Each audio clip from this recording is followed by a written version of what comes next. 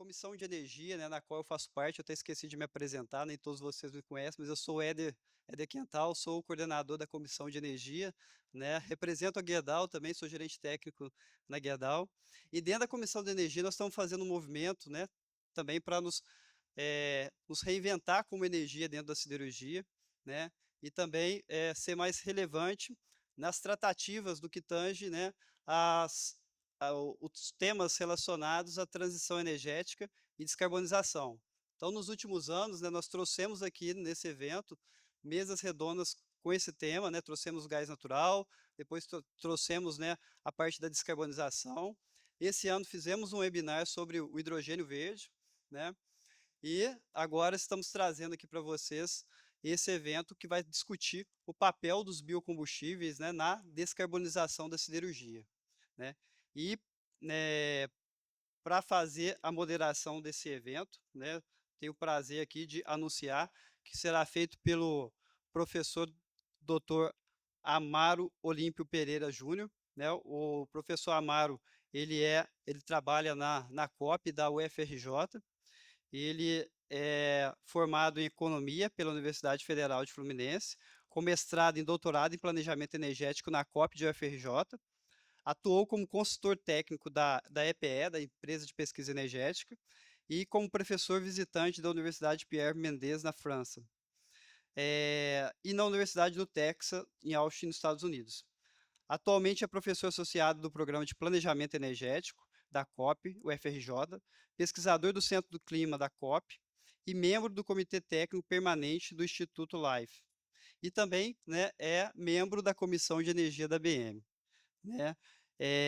Ele é coordenador dos cursos de MBA em Regulação de Comercialização de Energia da Recon e de MBA de Gestão Energética do EUREM, este em colaboração com a Câmara de Brasil-Alemanha do Rio de Janeiro. Tem experiência em modelagem energética e ambiental, além de atuar nas áreas de regulação dos setores de energia, em análise da inserção de novas tecnologias das diferentes fontes de energia e nas questões relacionadas às mudanças climáticas. É autor de livros, capítulos de livros e dezenas de artigos científicos em revistas internacionais indexadas. Então, deixo vocês em boas mãos. Professor Amaro, por favor. Boa tarde a todos. Então, eu sou Amaro Pereira, sou professor do Programa de Planejamento Energético. Para mim foi uma honra ser convidado para participar dessa mesa, de um tema tão relevante quanto a descarbonização, né, principalmente para a siderurgia, né, que é uma das indústrias difíceis de descarbonizar.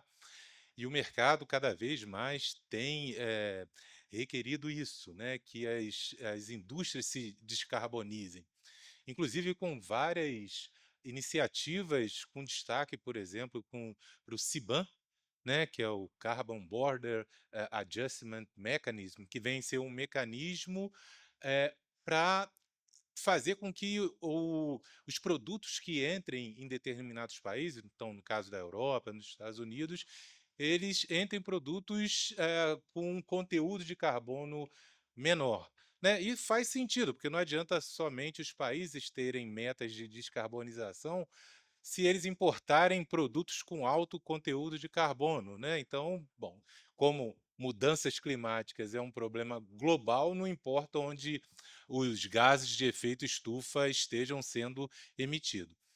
E para o Brasil essa é uma excelente oportunidade, primeiramente porque a gente tem uma boa variedade de recursos naturais, então essa é uma boa, uma grande vantagem nossa, e também porque a nossa matriz energética também tem uma grande participação de fontes renováveis, né. De acordo com o último balanço energético nacional, quase 50% da nossa matriz energética vem de fontes renováveis, aí com destaque para as hidrelétricas, eólicas, solar e, no nosso caso em particular, biomassa, né. E não é à toa que o Brasil ele tem o Proálcool, que é o maior programa comercial de uso de biomassa energética, né.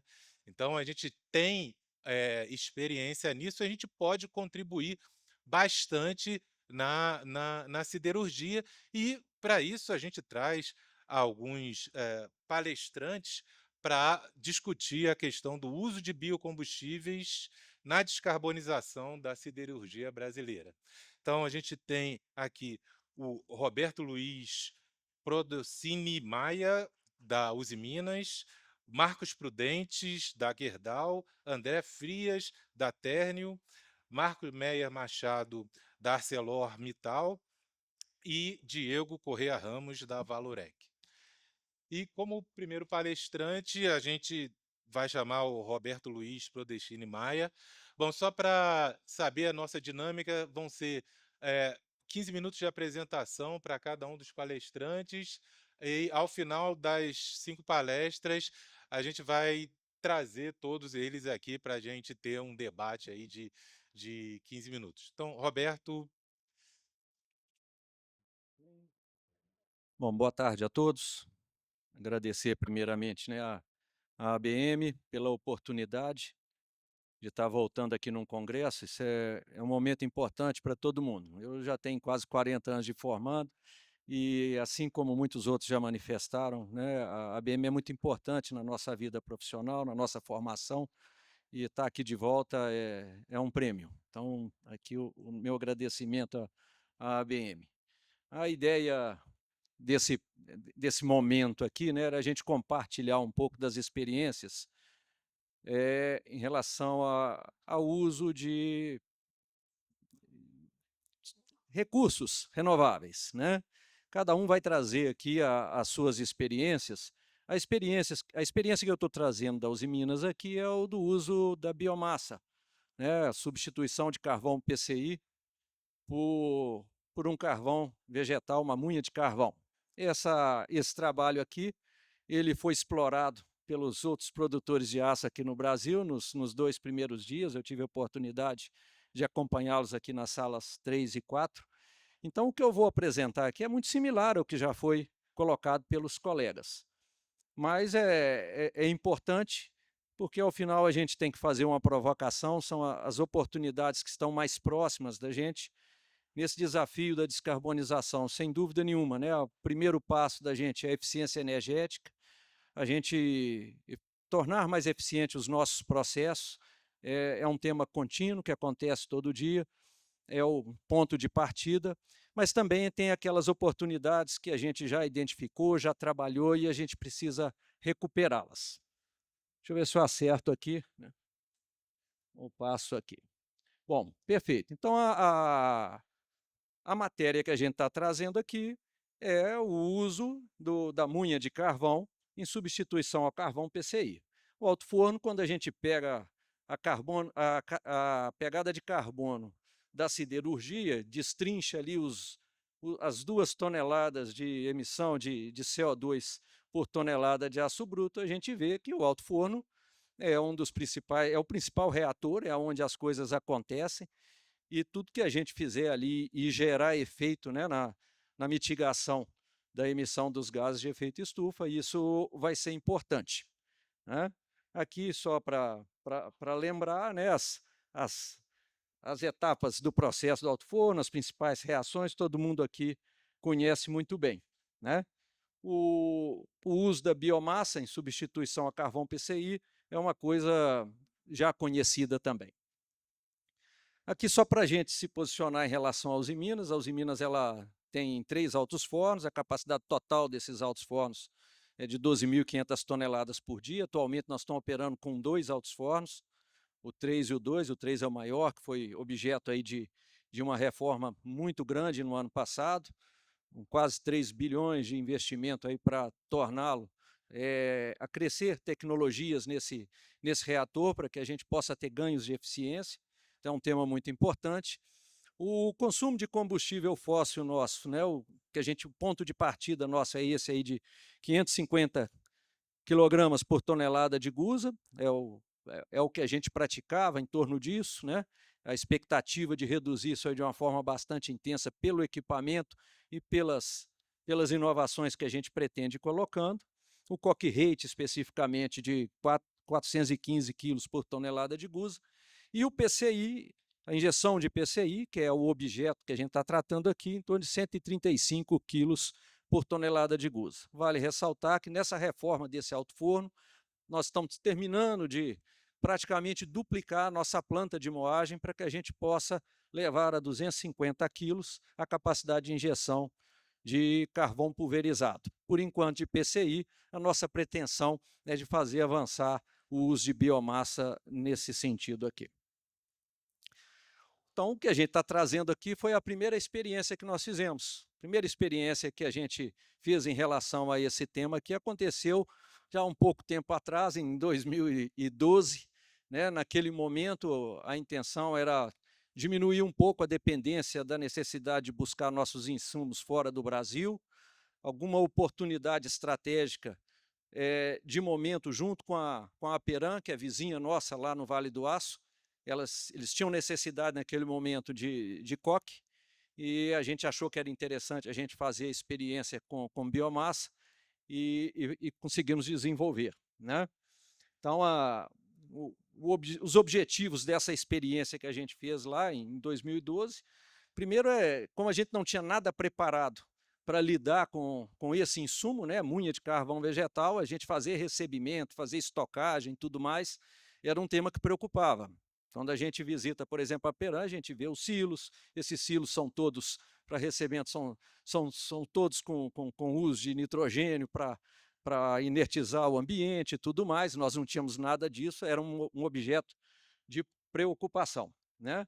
E também a gente tinha o interesse de saber a utilização dessa biomassa, como é que seria o comportamento do nosso reator, misturando essa daí aos outros componentes que a gente pulverizava e injetava no alto-forno.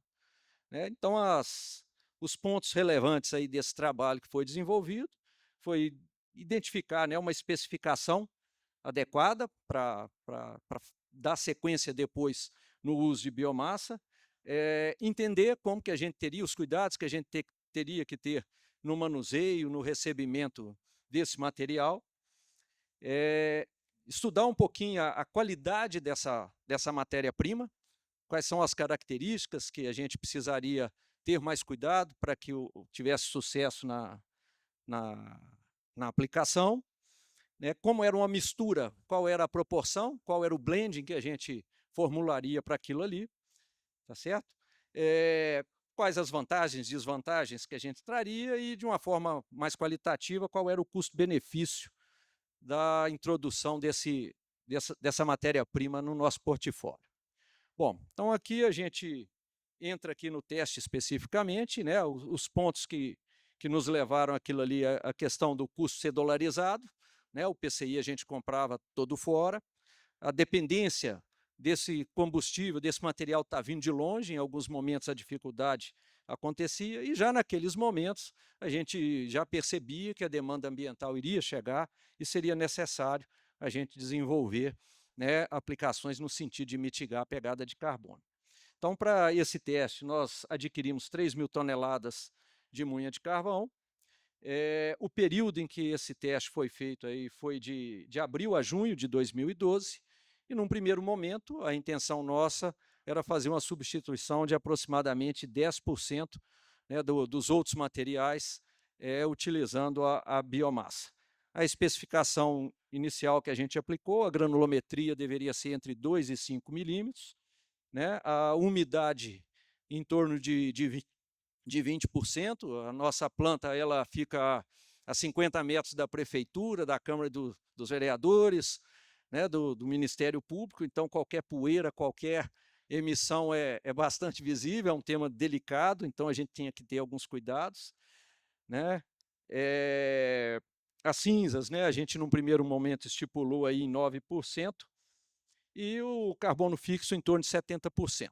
Bom, aí nós fizemos a aquisição, esse material começou a chegar para a gente em caminhões. Né? Cada caminhão que chegava era uma amostra que a gente fazia, uma amostragem. No primeiro momento foi um susto grande, esse material chegou bastante seco, em torno de 6% de umidade, e na hora que a gente ia fazer recebimento e manuseio, a gente vê aquela figura lá do lado direito, né, que não era nada confortável. Então, nós precisamos de ir trabalhando a questão da umidade. Quando chegou a 20% no material que estava chegando, a gente conseguiu estabilizar a situação e ter um pouco mais de conforto, né, nessa etapa de processo aí. A parte qualitativa, para cada amostra que chegava, cada caminhão, a gente fazia uma caracterização desse material conforme a gente vê aí nessa tabela. Né, a composição química dele, a gente olhava as cinzas, o que tinha, material volátil, carbono fixo. Esse aqui é um exemplo, né? Os principais aqui, esses indicadores aqui é de uma amostra, mas é uma amostra média, a gente escolheu para colocar aqui. Então, as cinzas aqui em torno de 7,5% a 8%, é o material que a gente teve nessa experiência, material volátil na faixa de 27%, o carbono em torno de 64%, 65%. Depois a gente viu que ele ficou um pouco mais alto, a gente conseguiu trabalhar. A composição química das cinzas é importante a gente medir, até porque depois a gente precisa medir o teor de álcalis, e é um ponto que, num primeiro momento, causou preocupação. O álcalis total deu 0,38, o que a gente objetivava era 0,27. Então, foi objeto de atenção, mas como era um blending, a gente tinha como contornar a situação. Né? O teor de fósforo era um ponto positivo, né? A gente esperava talvez encontrar um pouco mais devido à fonte, mas o resultado que a gente teve foi relativamente confortável. O PCI, né? O poder calorífico, dessa matéria-prima também é um objeto de atenção. Se a cinza sobe mais, a gente tem que ficar bastante atento, porque você perde o poder calorífico, isso pode comprometer. E na parte física, a dureza desse material é um ponto positivo, ele é macio, ele favorece a produtividade dos moinhos. Né? Então, aqui um primeiro momento, as cinzas, por exemplo, né? Cada amostra que a gente recebia, a gente foi plotando, e o que a gente encontrou é isso, né? Uma variação de 3% a 11%, 12%, uma média aqui de 7%, 8%. E assim, cada um desses componentes a gente foi fazendo. Quando a gente pega o poder calorífico, a gente via dispersão, mas a gente vê uma correlação muito grande com o teor de cinza. Então, quando a gente plota isso aqui, isso mostra para a gente que é importante a gente controlar as cinzas nessa matéria-prima. E mais à frente, a gente vai ver que quando a gente controla também a granulometria, a gente consegue trabalhar esse percentual de cinza no material que especificamente a gente aplica ali mas no reator. Aqui, né, a especificação aqui do carbono fixo, né, em torno de 70%, 67%, 70%, as primeiras amostras um pouco mais baixo, mas depois melhorou, porque as cinzas diminuíram um pouco. Material volátil aí na casa de 27%, também dentro do esperado. Aqui o ponto que eu citei, quando a gente faz o controle da granulometria, né, a gente verifica que naquele produto um pouco mais fino que a gente separa, a gente vê uma concentração de cinza grande, e aí a gente tem que trabalhar isso aí, para não deixar a presença desse material. E aí nós fizemos essa tabela com a participação de cada um dos componentes da nossa mistura. Na sequência, a gente vê aqui na aplicação nos fornos 1, 2 e 3, eu vou passar rapidamente aqui, os efeitos nos parâmetros operacionais. Né? A produção diária do reator, do alto forno 1, como é que ficou, o coque rate. Aqui na área churada em amarelo, é o momento em que a gente estava fazendo a aplicação da biomassa. Tá? Então, a gente acompanhando, né? A gente vai vendo aqui a taxa de injeção funcionando, em torno ali no alto forno 1 e 2, né? Na faixa aí de 140 quilos por tonelada de gusa. O full rate do reator, como é que funcionou? Bastante estável. No alto forno 2, os mesmos parâmetros. Vamos passando aqui. O alto forno 3, que é o de maior porte, também os mesmos parâmetros a gente acompanhando. A única diferença que tem aqui é que nesse alto forno, na época, a gente usava o gás natural, injetava ele também uma parcela. Esse gráfico aqui, mais à esquerda, a minha esquerda aqui, mais próximo. Mas, de uma maneira geral, o que a gente viu é que, apesar da instabilidade de alguns parâmetros em alguns momentos, a gente não associou o uso dessa biomassa, né, à causa das variações. Aí nós tínhamos esses 3 altos fornos já na fase final de vida útil deles, né, tanto o 3 quanto o 2 e o 1. O alto forno 3 a gente teve que estender um pouquinho a vida dele por causa do momento que a gente estava vivendo, mas já estavam com o tempo previsto. Então, o entendimento que nós tivemos naquele momento é que o uso da biomassa não interferiu, até 10%. Nós demos sequência na utilização desse material até 2015, 2016, né? As vantagens que a gente viu do uso disso aí, o enxofre bastante baixo, né? É um ponto interessante. A produtividade lá nos moinhos também é boa, a gente percebe isso aí nos parâmetros operacionais, e naturalmente que a redução da emissão de CO2, em função de ser uma fonte renovável, é importante. Os principais cuidados que a gente tinha que ter aqui, né? Essa questão dos álcools é um ponto importante, a gente tem que ter controle. Se a gente pretende utilizar percentuais mais altos, e eu acredito que a gente vai conseguir, isso é um ponto relevante a ser feito. Naquele momento, a análise econômica ela pesava, porque esse produto, né, ele era mais caro do que o carvão PCI, mas na medida em que o tema ambiental se inverter, tiver um peso maior, naturalmente que a gente vai precisar. Aqui eu fiz uma brincadeira, se você for fazer churrasco no final de semana, você vai pagar pelo carvão vegetal alguma coisa próximo de $2.000 por tonelada, tá certo? Quando a gente vai comprar um carvão industrial aí fora, você vai girar na faixa de 250 a $500 por tonelada, mas a gente não pode esquecer que o preço do carvão PCI há 2 meses atrás era $225 a tonelada, hoje em dia está em torno de 170, 175. Então é um desafio grande que a gente tem. Para frente, aonde que a gente tem que atuar? Normalmente a gente fica preso à questão do carvão que vem de eucalipto. Eu acho que a gente tem que expandir essa visão, né? Não pode ficar só nisso aqui. Então, a possibilidade de uso de outras biomassas, né? Resíduos orgânicos urbanos é um tema que a gente pode trabalhar. Resíduos do agronegócio, o Brasil é rico disso, né? São várias fontes. Nós colocamos aqui o bagaço de cana, é um ponto que nós já estamos trabalhando. Resíduos da celulose, nós temos a Cenibra lá próximo, também é um ponto que a gente vai estar buscando trabalhar. E para fazer essa investigação de todas essas possibilidades aqui de biomassa, nós fizemos um contrato junto com o CIT Senai, lá em Belo Horizonte, o Centro de Inovação Tecnológica, que está lá próximo da gente, e nós vamos fazer uma investigação, né, da transformação dessas biomassas num produto que seja favorável à aplicação nos nossos altos fornos em substituição a carvão PCI. Esse trabalho está dentro do nosso roadmap, né, da Uzi Minas, que é de fazer a redução de 15% em relação à emissão de 2019 até 2030.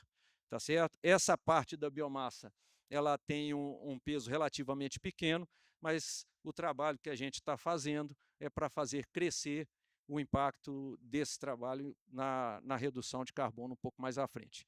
Eu acho que o Brasil é um país único em relação à geração de biomassa e é uma oportunidade que está à mão para que a gente explore de uma forma bastante intensa, aproveitando os centros de inovações tecnológicas que estão aí, as universidades, tem muita coisa sendo feita nesse sentido, espero que a gente tenha sucesso.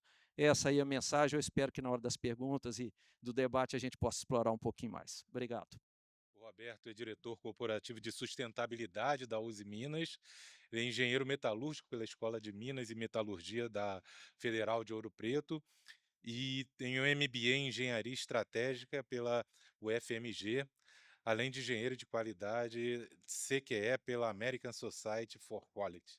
Então, obrigado uma vez, está corrigida aí a minha...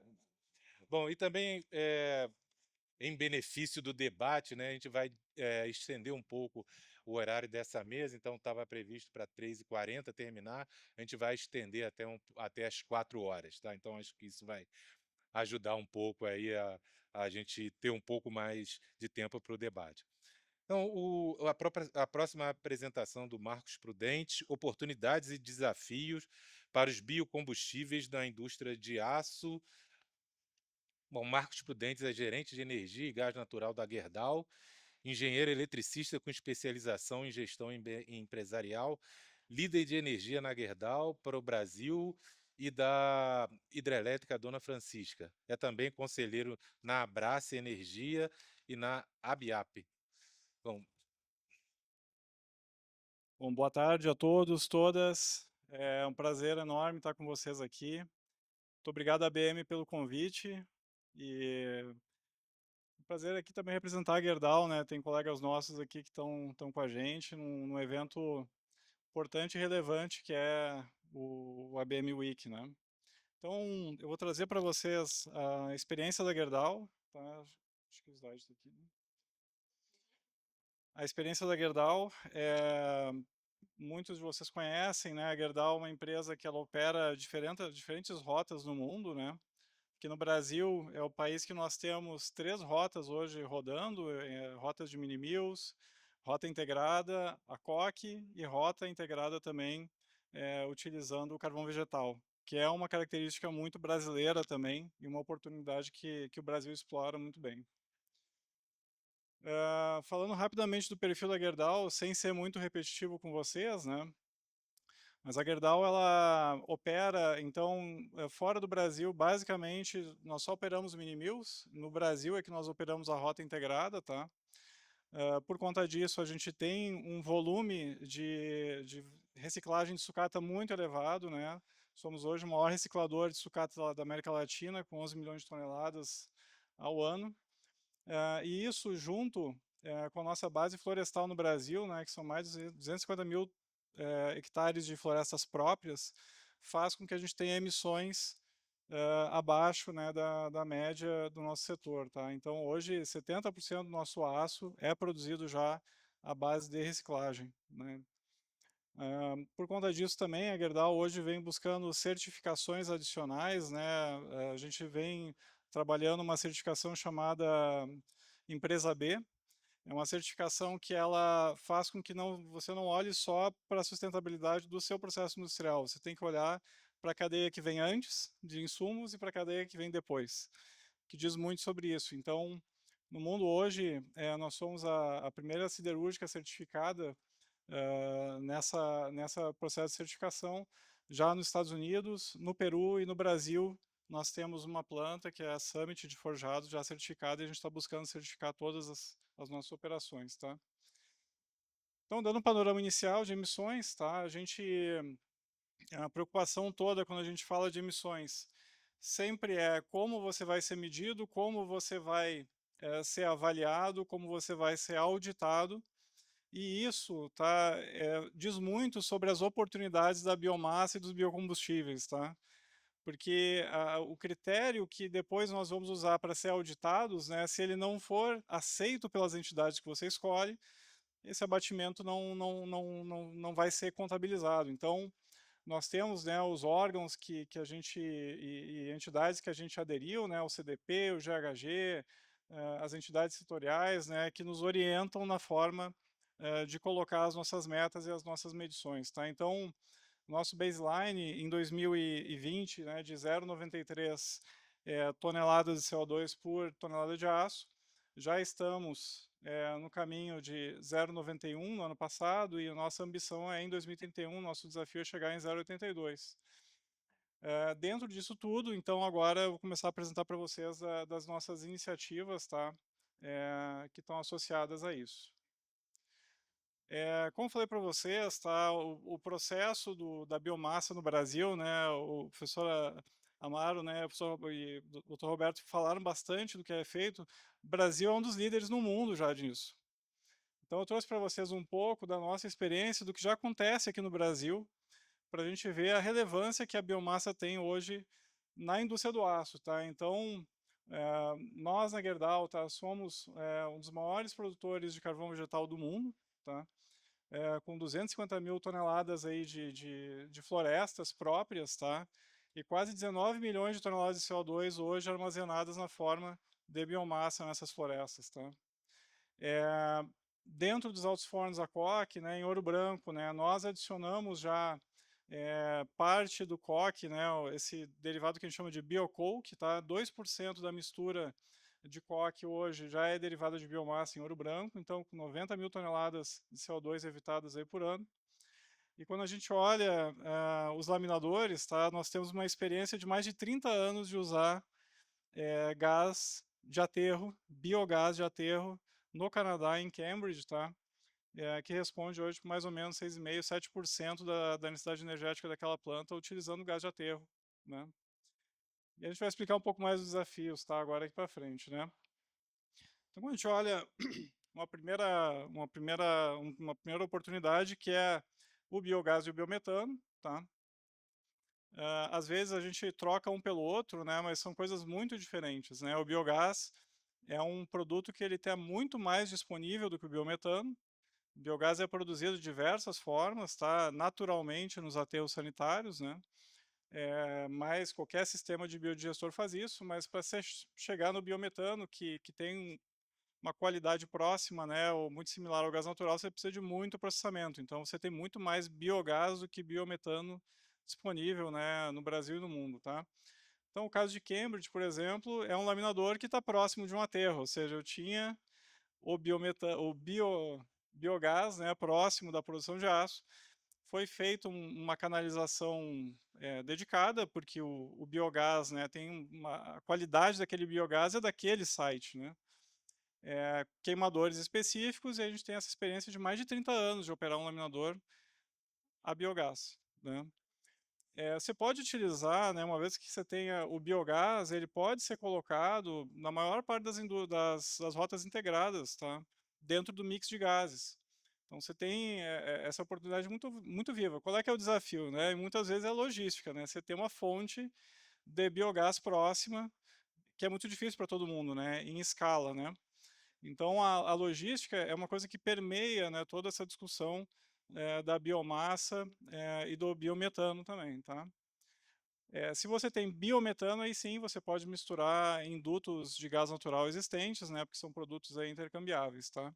Os altos fornos também podem receber injeção direta, né, de biometano, por exemplo. Muitos dos altos fornos do Brasil já estão, e os nossos, tá, estão adaptados para fazer injeção de gás natural em substituição ao PCI.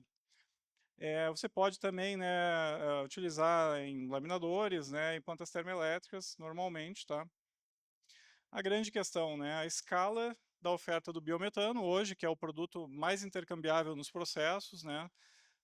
O processo siderúrgico é intenso em energia, então, para você ter alguma relevância, né, você precisa de muito mais gás biometano disponível, e esse biometano necessariamente vai precisar vir via pipeline, né, via gasodutos nessa escala de volume, tá?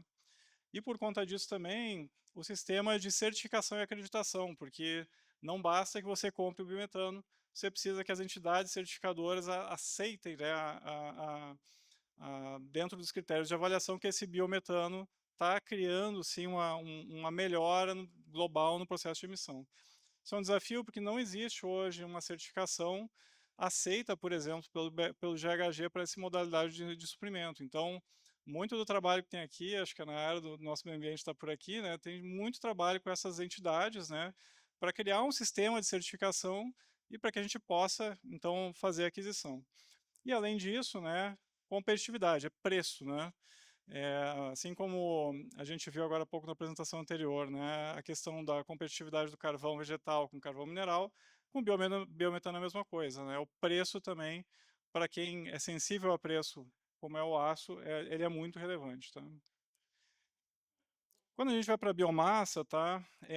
O uso da biomassa em altos fornos, ele é uma experiência já de décadas no Brasil, né? Então a gente tem, então, não só a Gerdau, né, mas outros players no Brasil exploram já essa rota de produção, tá? Você também pode fazer parte do coque, né, sendo substituído também por finos de carvão vegetal, e você tem alguns processos novos, né, que é o caso da Tecnored, ou as Finex da POSCO, que estão tentando explorar resíduos de forma geral, né, para fazer agregados, né, com esse tipo de material. Na Gerdau, a nossa experiência é de operar com 2% do que a gente chama de biocoke, né, que seria essa mistura de coque com base, né, de carvão vegetal, tá? Tecnicamente, a gente acredita que dá para chegar a 4%, né? No entanto, né, pessoal, para chegar nesse 4%, por exemplo, são 33, só fazer do 2 para o 4 seriam 33 mil hectares de floresta adicional, ou seja, logística, concentração energética, né, da biomassa, que são um desafio, né? E isso aqui sozinho representaria aí alguma coisa como 0,1% da área de Minas Gerais para fazer esse aumento, né, do uso. Então, a obtenção de biomassa, né, é tecnicamente viável. No entanto, a escala que as indústrias precisariam, né, para chegar nesses níveis, ela ainda é um desafio, né, de fazer com que todo esse circuito seja, ao mesmo tempo, competitivo e organizado aí a longo prazo, né, para a gente poder ter isso rodando, né. Aqui a gente já está chegando no fim, né, um pouco da jornada de descarbonização da Gerdau.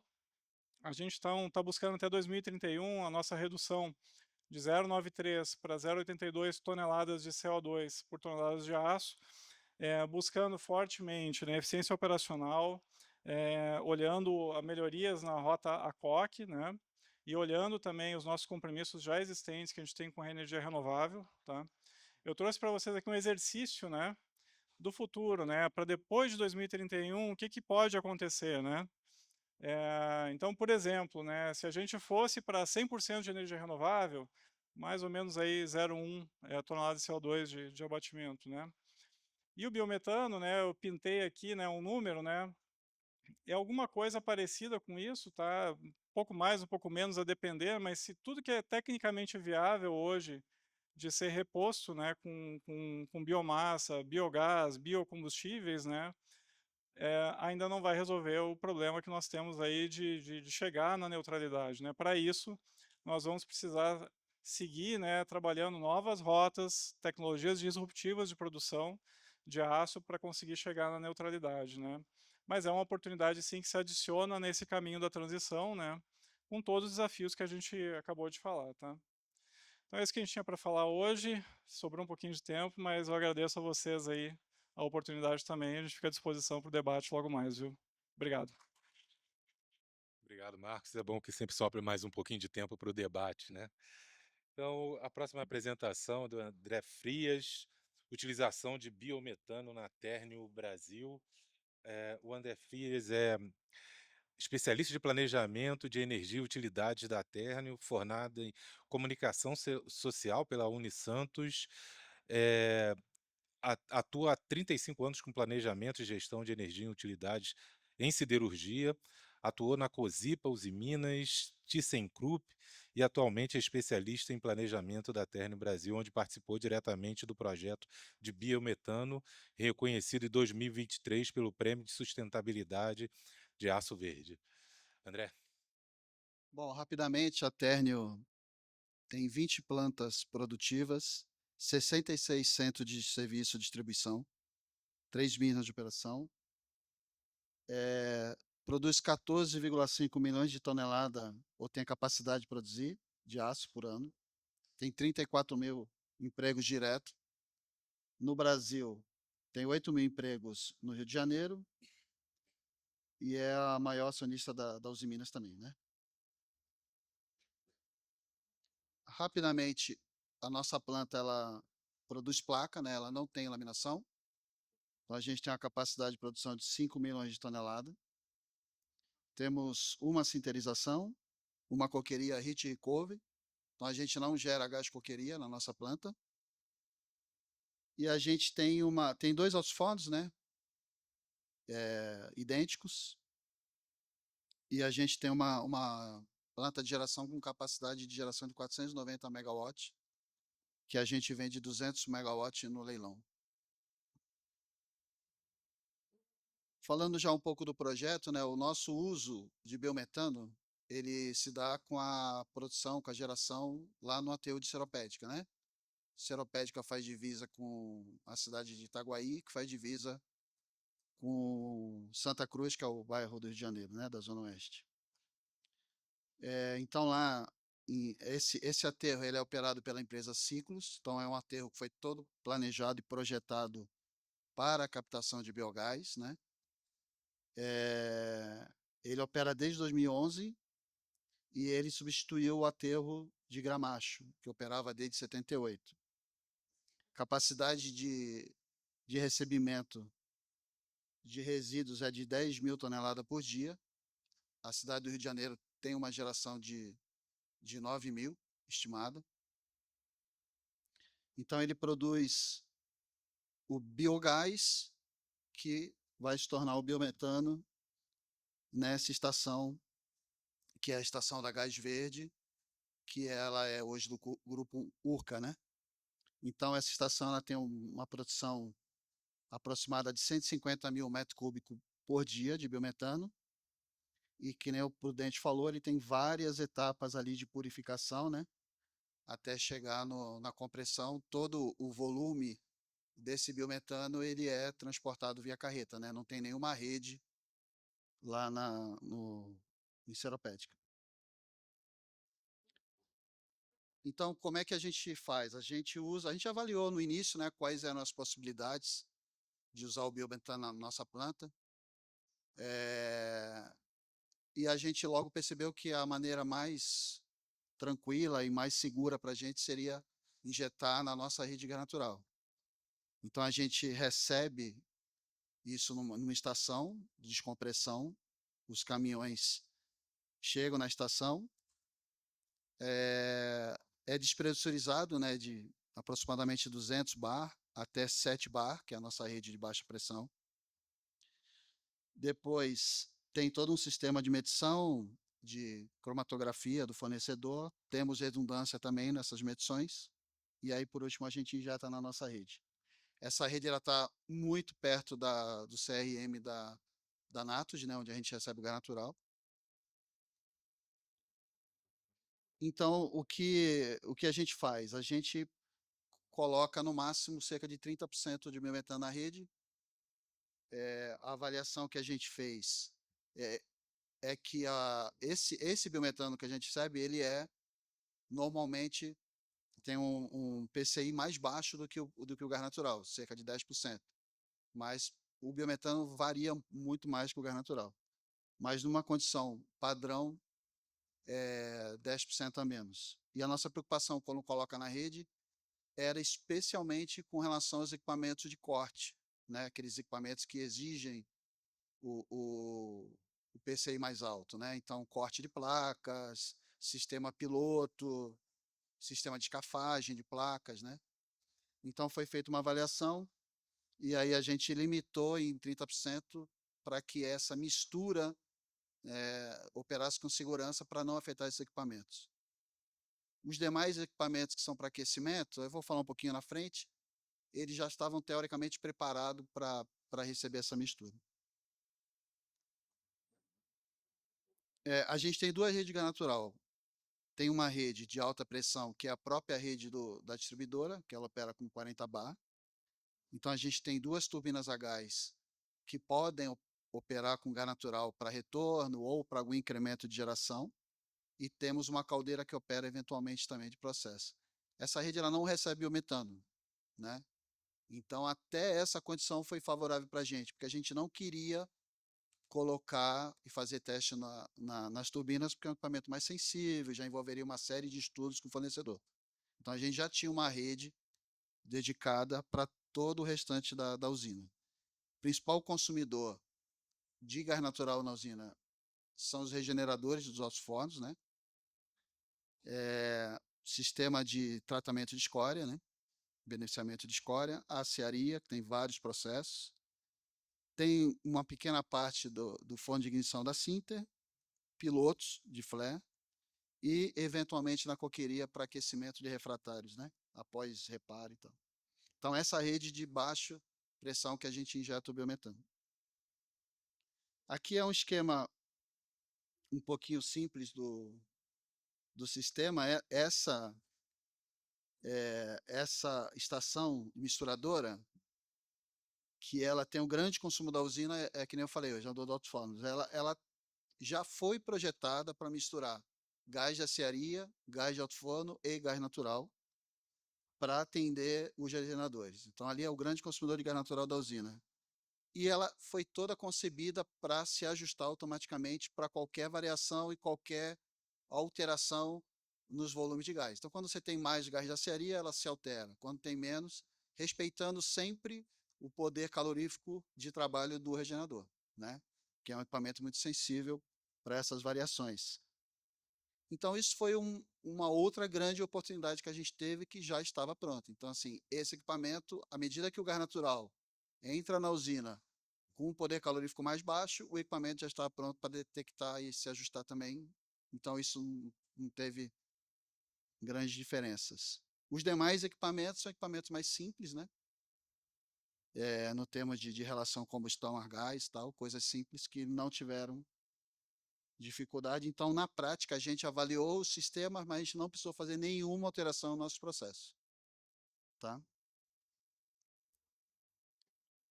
E a conclusão, né, que o pessoal pergunta muito para a gente, poxa, como é que vocês conseguiram viabilizar? Eu sempre respondo que o contexto lá na usina, na região, parece que está tudo pronto para a gente receber esse biometano. Então, a gente não teve que participar de nenhum investimento com relação ao aterro, já estava tudo pronto, o fornecedor já tinha lá a geração dele, estava buscando colocar isso dentro da indústria, porque estava correndo o risco de ele ter que parar a produção por falta de consumo, né? Que eles já forneciam para os postos de gasolina, né? Que tem GNV. A proximidade desse aterro com a usina de apenas 34 quilômetros, né? Então, é realmente perto.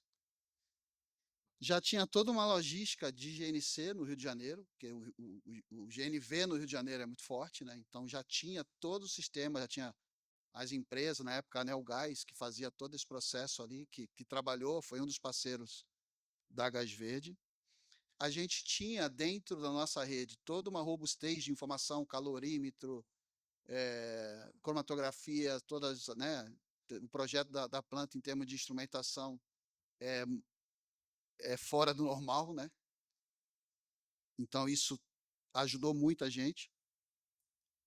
A existência dessa MGS, que nem eu falei, até o local que a gente instalou a estação de compressão parece que estava pronto lá. Tinha até um portão, tinha uma área já preparada, até o acesso da rua, já que tinha lá uma entrada de caminhões ali, num portão ali auxiliar, parece que já estava prontinho para a gente colocar a estação ali.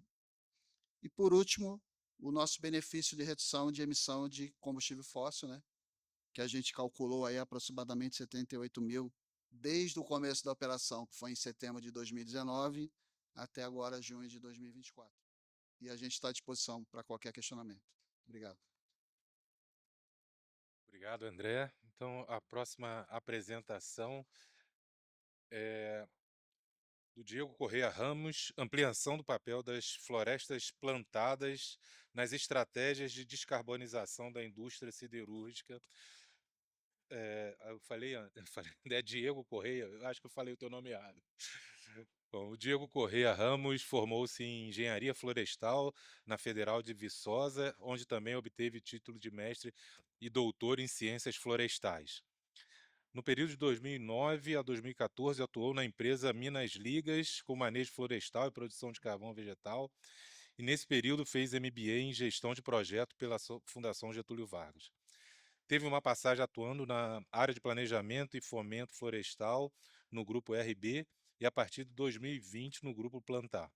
Atuou na execução de projetos de construção e operação de unidades de produção de carvão vegetal com queima de gases, estratégia para a economia de baixo carbono, planos setoriais e corporativos de descarbonização, pegada de carbono, inventário de gases de efeito estufa e metas de ações climáticas. Neste momento, obteve MBA em Gestão de Negócios, Gestão de Tecnologias Ambientais pela USP e atualmente é gerente de P&D na Valorec, atuando nas áreas de sustentabilidade florestal e tecnologias da produção de carvão vegetal. Então, Diego. Boa tarde, pessoal. Primeiramente, gostaria de agradecer o convite da ABM por estar aqui com vocês. É um prazer compartilhar, né, um pouco da nossa vivência na área de biomassa, de produtos, né, dessa biomassa, um pouco da experiência, né, da Valorec, né, quando se fala, né, em biomassa e siderurgia, o que a gente tem feito, né, com o propósito, né, de reduzir as emissões de gases de efeito estufa dentro da empresa.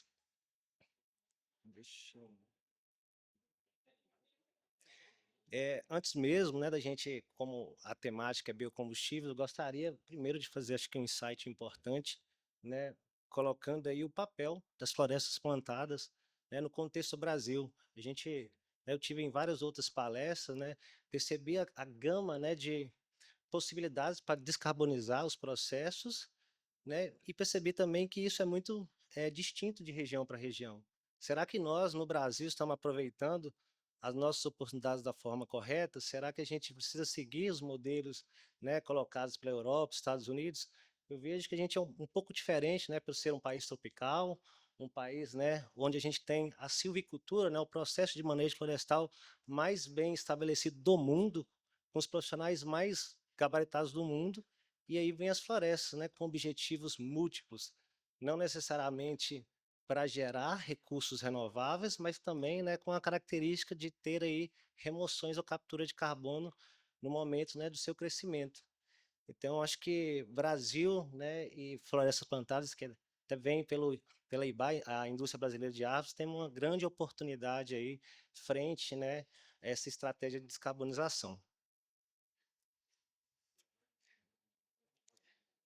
Quando a gente inicialmente, né, fala em florestas plantadas, né, apesar nós temos em 9 milhões de hectares de florestas plantadas, isso aí vem desde gêneros eucaliptos, agora outros gêneros para produção, né, de biomassa para energia, gêneros corímbia, mas ainda a gente está longe, né, de conquistar aí as nossas oportunidades. Apesar dessa magnitude, a gente fala aí, né, com dados do IBGE, que a gente ainda tem aí 100 milhões de hectares aí em algum processo de degradação que poderiam ser utilizadas aí para a produção de novas florestas.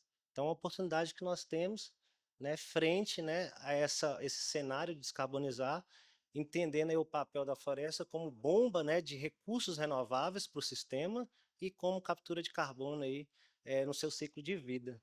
Aqui a gente coloca, né, um potencial, né, o baseline, né, que a gente tem aí de pastos degradados, o que a gente poderia, né, gerar aí de florestas plantadas nesse contexto de área ainda disponível, né, país aí de grandes dimensões, né, que gera aí carbono, captura carbono, né, e nos dá aí condição de ter biomassa para diferentes usos. Eu vou tratar aqui hoje com vocês alguns usos para bióleo, né, biomassa sólida na forma de carvão vegetal, mas podemos fazer sem gás, podemos fazer uma série de transformações nessa biomassa.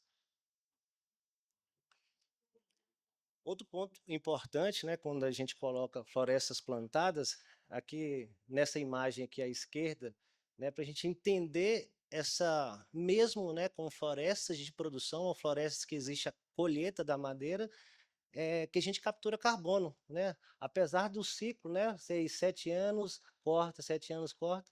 Qual que é a diferença do estoque de carbono, que é a média aqui, comparado com a linha de base? Ou seja, né, mesmo a gente, né,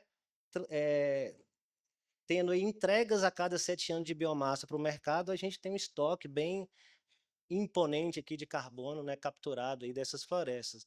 Então isso nos dá a possibilidade, né, além aí de gerar recursos renováveis, aí, tendo também um potencial aí para geração de crédito de carbono, né? Aqui tem várias metodologias, isso é até um assunto, além de metodologias do mercado voluntário, isso é um assunto discutido no Acordo de Paris, no artigo 6.4, que referenciando os aspectos importantes dessa captura de carbono, inclusive em florestas plantadas, né, com o objetivo, né, de sequestrar esse carbono da atmosfera. Isso é muito importante, porque, né, a gente precisa sequestrar esse carbono para dar tempo de novas tecnologias chegarem para a gente reduzir as nossas emissões.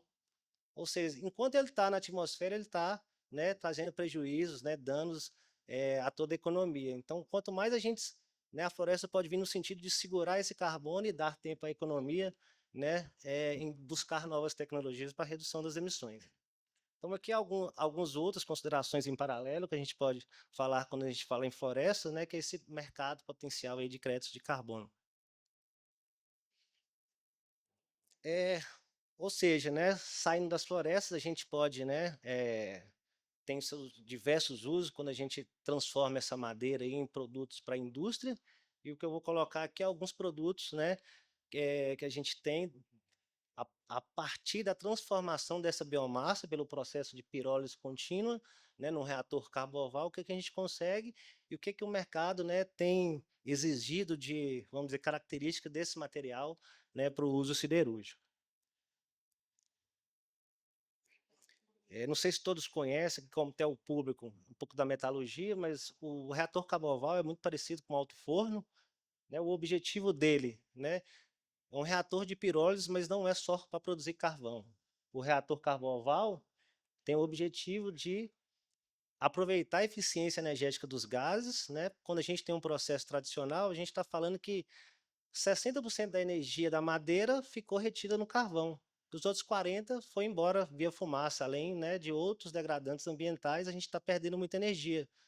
E no processo carboval a gente, né, usa essa energia da fumaça para transformar isso, né, em 2 produtos e ter o aproveitamento energético do nosso sistema, né, ter um input de energia no nosso sistema. A fração dessa fumaça, que a gente chama de fração não condensável, onde tem um grande agravante, né, nos processos tradicionais, que é o metano, apesar de ser agravante para o clima, ele é extremamente energético. Então a gente, né, do processo, todo o metano e hidrogênio desses gases, ele é queimado dentro de um queimador de gás, gerando energia para o processo, e a fração condensável desse gás é transformada aí em produtos, né, coprodutos desse sistema, que eu vou falar um pouco para vocês aqui, que é o bioóleo, que é um óleo, né, de origem vegetal, da biomassa, com possibilidades aí de diferentes usos aí na indústria, como substituição para óleo pesado de petróleo. Vou colocar alguns cases aqui importantes com a utilização também desse bioóleo. E diferente do processo tradicional, o que a gente consegue, né, quando a gente trabalha com esse reator, é ter uma dor muito grande do setor siderúrgico, né, que trabalha com teores de cinza alto, né, esse carvão vem do chão, esse carvão está na praça, né, a gente acabou de perceber aqui um cinza de 7%, um carbono fixo de 70%. Quando a gente está falando, né, em Carboval, um sistema de tal tecnologia disruptiva como esse, a gente está falando aqui em carbono fixo de 80, 85, e cinza abaixo de 1. Na verdade, o cinza sempre tem que ser abaixo de 1, porque mais do que isso, a biomassa madeira não tem, isso vem do solo. Então, como é um processo, né, o carvão, ele entra a madeira entra pela parte de cima e sai o carvão pela parte de baixo, né, em esteiras e cai direto na carreta. Então, a gente tem aí uma condição muito boa, né, uma condição muito relevante e diferente do carvão do mercado tradicional, além de ter um rendimento gravimétrico muito alto, porque, né, a gente tem um aproveitamento energético do sistema, a gente não perde madeira para gerar energia no sistema, a gente utiliza energia do própria queima do metano, que é um grande diferencial desse sistema. E eu coloco aqui também como relevante, né, a gente não necessariamente, né, pode só pensar, né, no sistema do processo de transformação, mas também em matéria-prima. O que aconteceu no Brasil há muito tempo foi a gente usar matéria-prima boa para celulose para produzir carvão, o carvão vai sair ruim realmente, porque as características são muito distintas quando a gente fala em madeira para energia e madeira para celulose, né? O objetivo em madeira para energia é ter uma quantidade alta de lignina e para celulose é uma quantidade baixa de lignina. Então a seleção de materiais de alta densidade e alto conteúdo de lignina é extremamente importante quando a gente, né, tem uma finalidade energética. Então a gente também precisa pensar nisso, né, quando a gente está produzindo florestas com o intuito aí de atender, né, como fonte de energia ou processo de termorredução. E, né, ao lado, né, do carvão, que eu coloco aqui também, que a fração condensável desse nosso sistema, tem aí o bioóleo, a gente chama de BOV, o bioóleo Valorec, né, que é aí, vamos dizer, uma fonte renovável, extremamente relevante, com grande quantidade desse processo, e aí temos o potencial e oportunidades. Eu vou apresentar um case aqui sobre esse bioóleo, né? Nós estamos falando aqui, né, um poder calorífico superior de 6.000 quilocalorias por quilo, né, extremamente relevante, uma condição de teor de solos muito baixo, né, um produto muito limpo. E a gente tem um parceiro, trabalhando com um parceiro que está, vamos dizer, gostando muito, né? Está mais de 1 ano com a gente nessa parceria, trabalhando em substituição ao óleo pesado de petróleo. Vou colocar esse case aqui para vocês. Então, dentre os cases que eu queria comentar com vocês aqui, a gente trouxe aqui, vai ser de forma rápida, mas acho que só para a gente ter reflexões, que a gente tem oportunidades, né? Falando em Valorec, né? A gente tem o nosso alto forno, ele é totalmente, né, o Ferrugus é produzido a carvão vegetal, tanto carvão de topo quanto PCI, né? Vou falar um pouco aqui do sistema de pelotização também, a utilização aí dos finos do carvão aí para fazer a secagem e queima dessa pelota. Vou falar uma experiência aqui que o pessoal teve na formação de escória espumosa, né, no forno elétrico, na aciaria, e vou falar aí um caso que a gente tem aí com a Nexa, né, que está utilizando esse bioóleo aí como substituição ao combustível fóssil na produção aí do óxido de zinco. Isso já, né, em escala operacional. Em se tratando do alto forno, né, a gente coloca aqui, isso acho que a bem saber todo mundo já conhece, né, aqui a gente coloca o efeito, né, de utilização aí do carvão carboval, né, em comparação a outros termorredutores do mercado, em relação ao carvão comum, em relação ao coque. O diferencial que está relacionado realmente a esse rendimento gravimétrico e essa eliminação do metano nesse processo físico-químico de termorredução que acontece no reator. Então a gente tem aí um ganho, né, de mais de 91% quando se fala em redução de emissões aí desse termorredutor, né, que é um grande, vamos dizer, aporte de emissões de um alto forno. Né? E aqui, né, foi até um estudo 2016 por alguns amigos da Valorec, que eles fizeram, né, uma simulação, aqui no caso, né, em escala operacional, para entender a diferença de comportamento aí, de consumo de carvão dentro do alto forno, trabalhando aí com carvão de mercado e carvão carboval. Né? A consideração, a premissa estabelecida foi um rendimento carbono fixo de 85 e um rendimento gravimétrico de 40. Ele achou no modelo matemático dele, é um modelo até feito pela Valorec em parceria com a ARS Consultoria, né, um ganho aí de uma redução de consumo de 19,5%. Né? Além de ser renovável, ele está ganhando, né, eficiência operacional. Então, um número bem relevante. E diante desse cenário, esse ano a gente, né, até com uma nova Carboval, hoje a gente tem 2 operando, a gente juntou esforços para produzir carvão e estocar carvão para fazer um teste de mais de uma semana, né, que é nosso objetivo nesse ano, de botar carvão carboval no alto forno, né, de forma operacional, para enxergar, né, esses ganhos, né, que a gente teve nessa simulação. Então é uma próxima etapa que a gente tem, mostrando, né, o conceito de redução de emissões, mas também, né, de eficiência operacional. Em relação à pelotização, da mesma forma, né, tanto no forno de grelha como no forno rotativo, né, ambos aí com o objetivo de secagem da umidade da pelota e queima do carvão.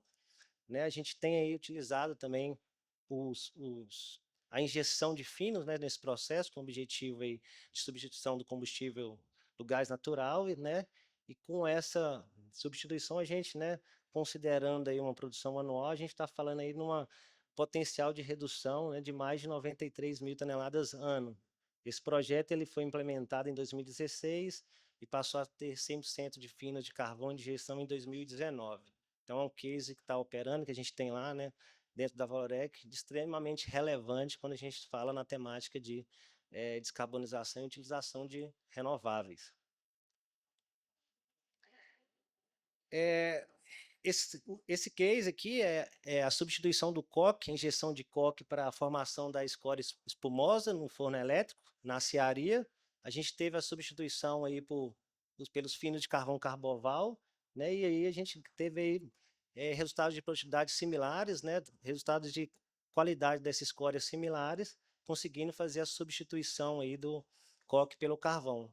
Usamos um pouco mais de carvão, definitivamente, pelo fato da densidade do carvão ser menor do que a do coque, mas em nível, né, relação proporcional, conseguimos aí atingir os mesmos resultados de qualidade dessa escória espumosa, né, trabalhando com a substituição desse material. Isso ainda não foi colocado em escala operacional, né, a gente vai ter que fazer algumas implementações no sistema para conseguir colocar mais carvão. O carvão é um material mais poroso, né, então a gente vai precisar fazer isso, vai precisar de ter um CAPEX para isso, mas isso foi um teste relevante operacional que gerou aí ótimos resultados. A gente está com essa proposta aí de fazer esses investimentos para também ter essas reduções aí que é até mais do que 15% aí na aciaria. E meu tempo agora esgotou, acho que tem mais só 2 slides, mas esse é um case muito bacana também, aqui até o a fonte é da Nexa, é um parceiro nosso que está aí há mais de 1 ano trabalhando aí com a utilização, né, do bioóleo, né, no processo de produção do óxido de zinco. O bioóleo ele vem com material, né, para prover aqui aquecimento desse sistema, e aí em contato com oxigênio e temperatura a gente consegue aí ter o óxido de zinco, esse parceiro. Né? Inicialmente a gente trabalhou aí com quantidade de 10 toneladas, hoje a gente está aí com uma proposta, um contrato de mais de 100 toneladas mês de bioóleo para a produção, né? E eles com o objetivo, né, de reduzir aí 25 mil toneladas ano com a utilização desse bioóleo em substituição ao combustível fóssil, ao óleo de petróleo pesado. E não é necessariamente qualquer óleo, né? Esse óleo específico da Carboval, ele tem condições específicas que, quando a gente fala em utilização de óleo, injeção de óleo, né, para aquecimento, a gente precisa de ter, né, alguns parâmetros importantes, que eu até coloco aqui como viscosidade, né, poder calorífico, são pontos importantes que precisa para queima e atingir a temperatura de um forno desse. A gente tem que chegar lá a mais de 1.100 graus, então, e viscosidade é importante para não entupir o sistema. Então, aí, condições relevantes para esse bioóleo, eu coloco aqui algumas características, mas a gente precisa ter bastante atenção à viscosidade, né, sempre é abaixo de 250, senão a gente tem problemas de entupimento. E, né, manter aí para o cliente é importante, senão ele não consegue atingir a temperatura de processo, né, com um PCI aí acima de um PCS acima de 5.500. Então a gente tem que conseguir conquistar aí esses parâmetros de trabalho, e o cliente está muito satisfeito aí com a utilização do bioóleo no processo tradicional aí de produção de óxido de zinco. Pessoal, fechando, né, acho que todos esses materiais vêm dessa tecnologia disruptiva que é o Carboval, hoje a Valorec, né, tem 2 unidades, uma em ramp-up e outra em plena operação. A gente chama, né, unidade Canabrava e unidade Diamante. Essa unidade aqui é a unidade Diamante, que está em ramp-up, na região de Pompéu. São 3 reatores e a unidade Canabrava é um reator. Aqui eu coloco um balanço de massa, para vocês terem ideia mais ou menos da capacidade produtiva desse sistema, né? E quando a gente fala sistema operacional, a gente já caminha a partir de 3 reatores, esse foi o primeiro piloto, mas hoje é operacional, mas, por exemplo, para a venda de tecnologia, a gente já considera para iniciar um processo pelo menos 3 reatores aí para a produção de carvão. Aqui a gente mostra aqui mais ou menos o que a gente está falando aí de produtividade ano, né, para cada, aqui no caso de um reator e 3 reatores, o que a gente tem aí de produtividade que a gente consegue aí com esses 2 reatores, e o objetivo da Valorec, né, é fazer a expansão desses projetos, né? Qualquer projeto de descarbonização e tecnologia disruptiva, né? Ele exige um CAPEX, né? Igual foi falado em muitas outras aqui apresentações. Então, né, em parceria, acho que é importante o governo, enfim, CNI, acho que todo mundo está envolvido na busca, né, de enxergar esse investimento em prol aí do mundo, em prol das reduções de emissões, mas tecnologia disruptiva, né, produtos, né, de alta qualidade, com certeza, né, ele precisa aí de investimento maior. Então aqui a gente, a sede Diamante, a gente tem a Povurt, né, que faz a comercialização dessa tecnologia da Valorec, está via Povurt. Quem tiver interesse, né, tiver alguma consideração, o pessoal da Povurt tem tudo isso bem mapeado, é um parceiro nosso também. E acho que é isso. Eu agradeço aí a presença de todos. Pessoal, primeiramente aí, parabéns aí pelas apresentações. Vou começar aqui para puxar todo mundo. Minha pergunta inicialmente vai para o Roberto. Roberto, você compartilhou com a gente a experiência que vocês fizeram de injeção na Uzi Minas em 2012. Na Gerdau nós também fizemos, né, tivemos uma experiência em 2012, 2013 de injeção em PCI. E o ponto que chamou a atenção na época da equipe dos altos fornos foi o desgaste, né, na planta de PCI por causa da abrasividade do carvão vegetal. Nesse sentido, o que vocês observaram lá no teste de vocês? Bom, obrigado pela pergunta. Igual a vocês, a mesma coisa, mas não é decorrente do carvão vegetal, é decorrente da cinza e do teor de sílica, né, que a gente percebe ali, e isso leva a um desgaste dos componentes ali do moinho. Então, isso também aconteceu. É importante a gente controlar o teor de cinza para que todo o processo seja beneficiado. Nós vimos o exemplo há pouco, né, de um reator que propõe-se entregar aí um teor de cinza bem abaixo daquele que a gente verificou, 7, 8%, aqui uma entrega de 3%. Eu acho que são caminhos que a gente vai ter que desenvolver para que todo o processo seja beneficiado. Obrigado.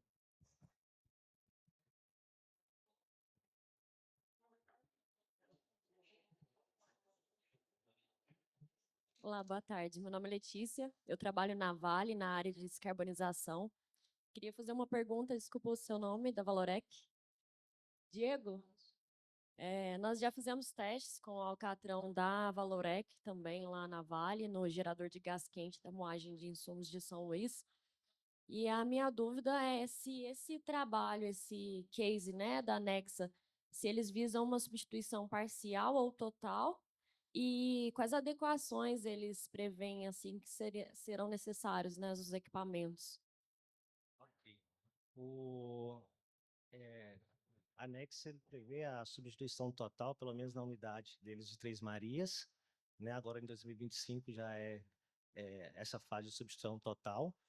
E, né, para trabalhar com bioóleo, né, no caso específico da Nexa, né, eles têm um sistema de filtragem, manutenção de temperatura mais elevada, com o objetivo de, né, manter uma viscosidade mais equilibrada. A viscosidade, a ideia é aumentar a temperatura para você ter um material mais fluido, mas acho que dentro dos pontos, as considerações mais importantes que foi feito na Nexa para usar isso em escala operacional seria esse sistema de filtragem e, né, a utilização de temperatura para manter essa viscosidade adequada para a utilização nos fornos.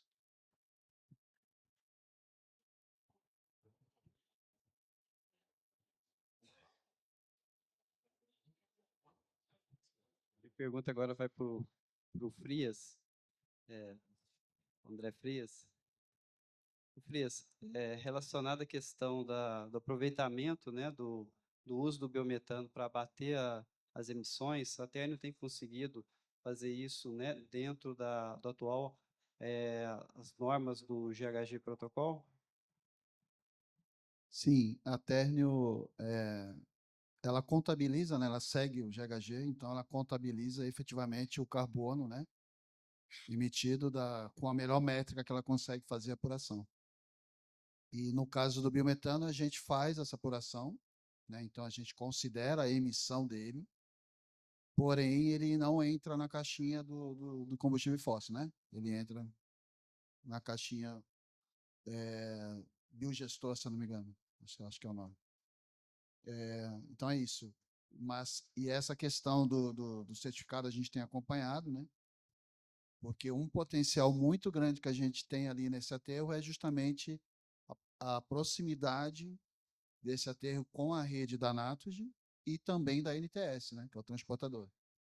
Então, a gente acredita que assim que a gente tiver uma legislação estadual, esse gás ele vai para o aterro, e aí a gente vai ter que, se a gente passar a receber esse gás, vai para a rede, né? Se a gente passa a receber esse gás via rede, no Mercado Livre, né, a gente precisa usar os mecanismos de certificação que aí o GHG não reconhece ainda, né?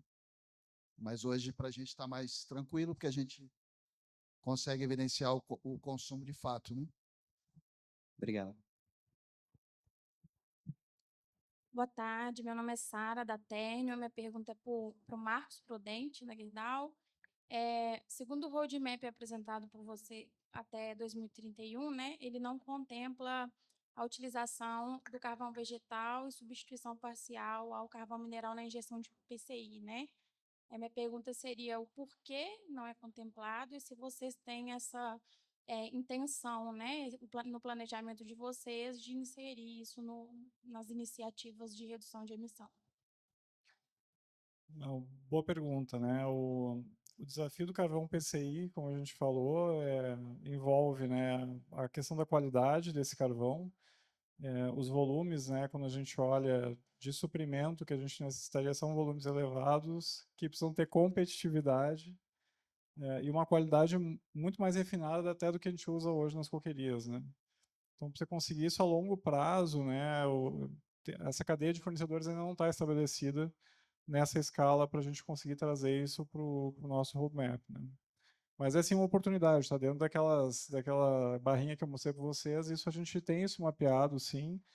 Os nossos times aí, a gente está continuamente tentando achar soluções para isso, e acho que o Éder até comentou, a gente já tem ensaios, testes que já foram realizados em 2012 também, que comprovaram a possibilidade de fazer, né?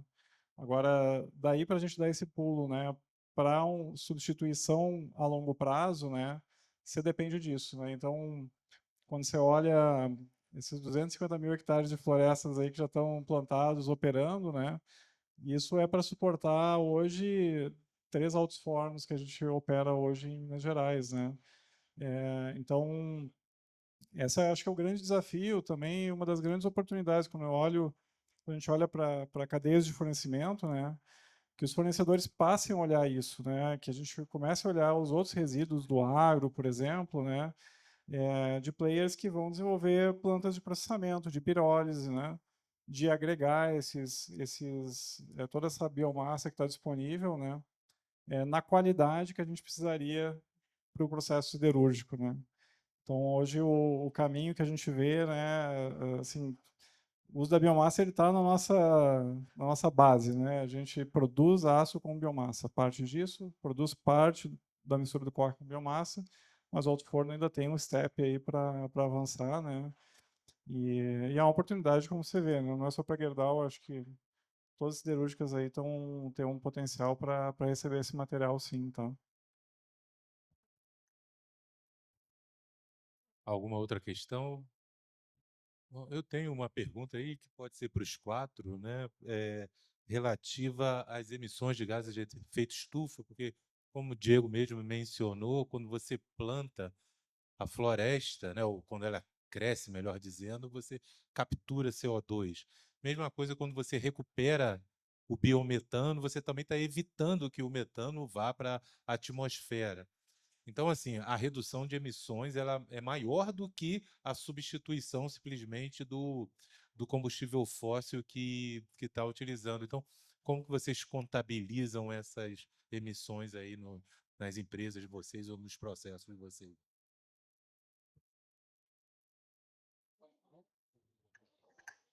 Bom, eu acho que a questão do biometano a gente comentou um pouco, né? Tem algumas questões técnicas, né? São processos em menor escala do que o processamento de gás natural, da indústria do petróleo, enfim. Então, essa questão da variabilidade é maior, né? Pela escala ser mais reduzida, né? Isso é uma oportunidade contínua. A gente esse desafio logístico, né, da biomassa, acho que ele se estende a isso, né? Acho que quando você vê os casos de sucesso, né, como que a Terni mostrou, a logística fez muita diferença, né? A proximidade, você conseguir nosso caso lá em Cambridge também, né? Você tem uma situação ali que permite fazer isso, né? Mas quando você olha onde é que está esse biogás para fazer esse biometano, né? Em geral, ele está muito distante dos pontos de consumo. Então, para muitos lugares não faz sentido você estender uma rede de gasoduto, investimento, né? Mas uma vez que a gente consegue viabilizar, eu acho que esse processo, a gente entra num outro terreno aqui, que é o terreno da regulamentação, que muitos estados vêm trabalhando, acho que o Congresso tem muitos projetos, né? Quando começa, você consegue viabilizar que esse gás chegue à rede, né? Quando você consegue viabilizar que esse gás seja acreditado como uma fonte de abatimento de emissões, ou seja, lá da produção, do processamento, você consegue comprovar esse abatimento, né? Certamente você tem um mercado muito grande, porque esse gás ele pode ser misturado à rede, né? E ser utilizado todo o processo, né?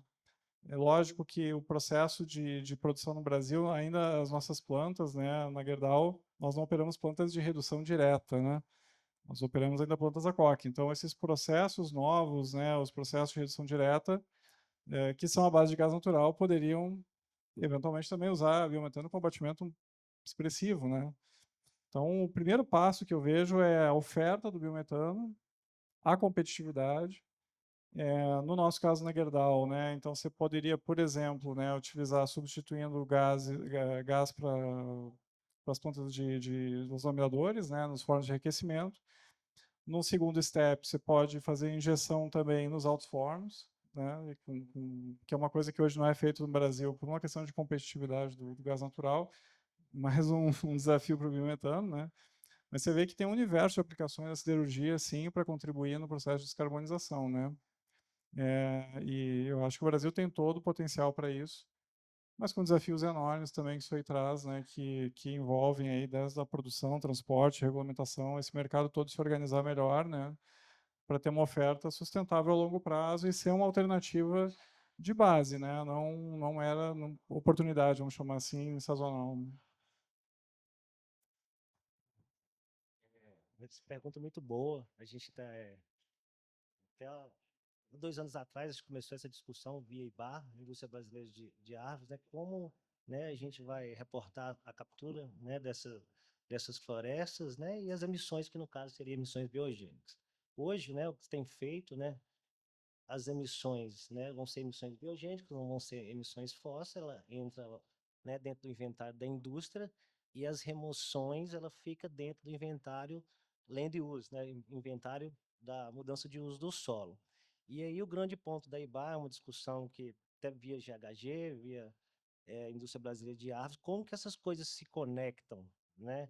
As emoções vão estar na mudança de uso do solo e as emissões biogênicas, mas como que a indústria, né, vai utilizar, né, como que vai ser esse balanço? Essa área é da indústria, a gente está produzindo floresta para produzir carvão, mas isso ainda tem uma incógnita, né? Isso está sendo muito discutido no IBAR, né? Um ponto que ainda não chegaram no consenso, mas ainda no momento a gente tem reportado isso de forma separada, né, o inventário de land use e inventário da indústria, mas isso é uma discussão interessante e importante para o setor, né, porque realmente está ali a captura e para todo mundo fazer da forma mais adequada, da forma consistente. Isso é uma discussão que está sendo muito ligada ao GHG protocolo e até via IBAR, aí, Brasil, no sentido de enxergar como que isso vai acontecer, esse balanço, né, vamos colocar assim. O que a turma vai falando sobra pouco para a gente, né? Mas um ponto a acrescentar, que eu acho que é interessante, é o setor, a cadeia se organizar no sentido de interagir com o governo para formar, né, uma estrutura legal, um caminho com uma política de Estado que nos impulsione no sentido de fazer um aproveitamento total das potencialidades. Nesse sentido, através do Instituto Aço Brasil e da CNI, a gente tem participado de iniciativas do MIDIC no sentido de levar as principais preocupações, as oportunidades que a gente precisa construir para permitir um avanço mais efetivo na busca dessa descarbonização de uma maneira geral. Então, esse é um papel que a gente tem que cumprir, a gente tem que identificar as chances, as oportunidades e dar relevância a isso, dar visibilidade junto ao governo para que as políticas de Estado possam nos suportar nos avanços que a gente tem a construir aí. Perfeito? Seria essa a contribuição.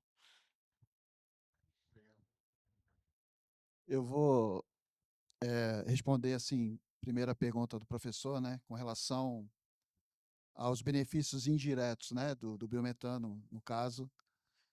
A Terna ela está revisitando todo o inventário dela de emissões, os balanços, os reportes dela, em função do escopo 3. Então, hoje, a gente não faz essas apurações, mas a gente está revisitando isso porque tem uma série de circunstâncias que isso é favorável, outras nem tanto, né?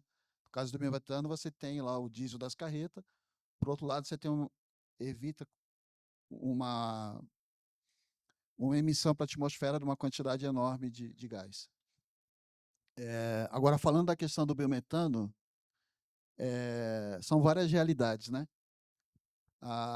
Eu estava lendo informações da Biogás, o potencial calculado pela Biogás no Brasil de geração de biometano é de 121 milhões de metro cúbico dia, se eu não me engano. Hoje a estimativa é que você produz 1 milhão, né? Desse 1 milhão, 600 mil é para termoelétrica e 400 mil é todo o resto, né? Então ainda é muito incipiente. Mas assim, falar da realidade nossa lá, o aterro de Seropédica, ele tem uma geração de biogás da ordem de 600 mil metros cúbicos dia. Então, se a gente considerar que o biometano tem lá de 50, o biogás tem de 50% a 60% de metano, você, assim, dividindo, tem um potencial de 300 mil de biometano. A gente tem uma estação lá que gera 130 mil. Já foram feitos investimentos, ela gerava 110. E a URCA está investindo mais para chegar a 200, mas ela pode dobrar isso, né? Só que não tem consumo. Então você tem ali, naquela região ali, o pessoal está sedente ali para que tenha regulamentação, né? A Abrace divulgou a semana passada uma nota técnica que ela usa informações da ANP, que ela fala que o custo do biometano com relação ao gás natural é de 15% a 45% mais caro. E essas gerações que são os maiores volumes está próximo de 15%. E a maioria desse gás é carreta, é fornecido por carreta. Então, se você começa a colocar esse gás vai ficar mais barato que o gás natural, se você coloca na rede. Né? Em grande escala, vai ficar mais barato. Então, assim, tem determinadas regiões, logicamente, cada região tem. Mas lá na nossa região tem um potencial enorme ainda de aproveitamento. Né? A Térnio participou e teve o grande objetivo de realmente ser a pioneira, né, e derrubar uma série de paradigmas, né? Eu lembro que quando eu fui chamado para participar do projeto, o pessoal chegou para mim e falou: André, o pessoal está querendo colocar esse gás na rede de gás natural. O que tu acha? Eu falei: olha, lá em Cubatão a gente botava nitrogênio, que nem combustível é. Então eu acho que vai dar certo, né?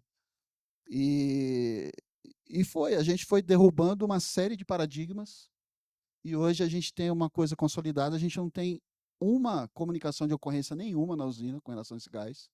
A gente toma todos os cuidados, mas a gente tem um processo muito tranquilo, mas foi muita barreira que a gente teve que vencer para implementar, apesar de tudo estar casando, que nem eu falei. Então, eu acho que, à medida que o mercado de gás natural vai se tornando livre no Estado, a regulamentação para o biometano vai acontecendo, né? E isso vai puxar muita coisa que já está aí, que está esperando esse momento. Né? Não vai resolver o todo, porque os investimentos são caros, né? Mas tem muita coisa aí que já está pronta.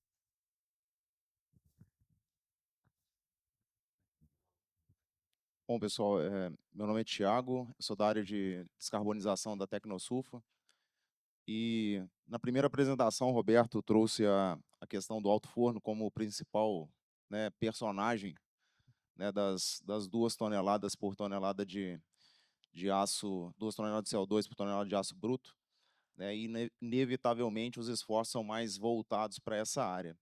Porém, na última apresentação, o Diego trouxe um estudo de caso fantástico de uma aplicação de uma biomassa de fonte de carbono para escola espumante na rota de fornos elétricos. E aí, talvez a minha pergunta seja mais para o Marcos, pela Gerdau ter o parque, né, com instalações mais voltadas para fornos elétricos, até no mapa que você mostrou, se há iniciativas, Marco, da parte da Gerdau de testes dessa natureza, né, ou alguma coisa que já tenha sido feito, né, para os fornos elétricos, mesmo considerando que o impacto geral da rota já é menor, né, você bem mostrou na sua apresentação, não é o vilão das rotas de fabricação, porém o estudo que o Diego mostrou demonstrou um forte potencial de redução numa fonte que já é pequena. Bom, eu estou aqui com a Nayara para me ajudar aqui, Nayara, porque não é um tema que eu trouxe aqui, tá? Mas, Nayara, a gente tem testes já? Imagino que sim, né?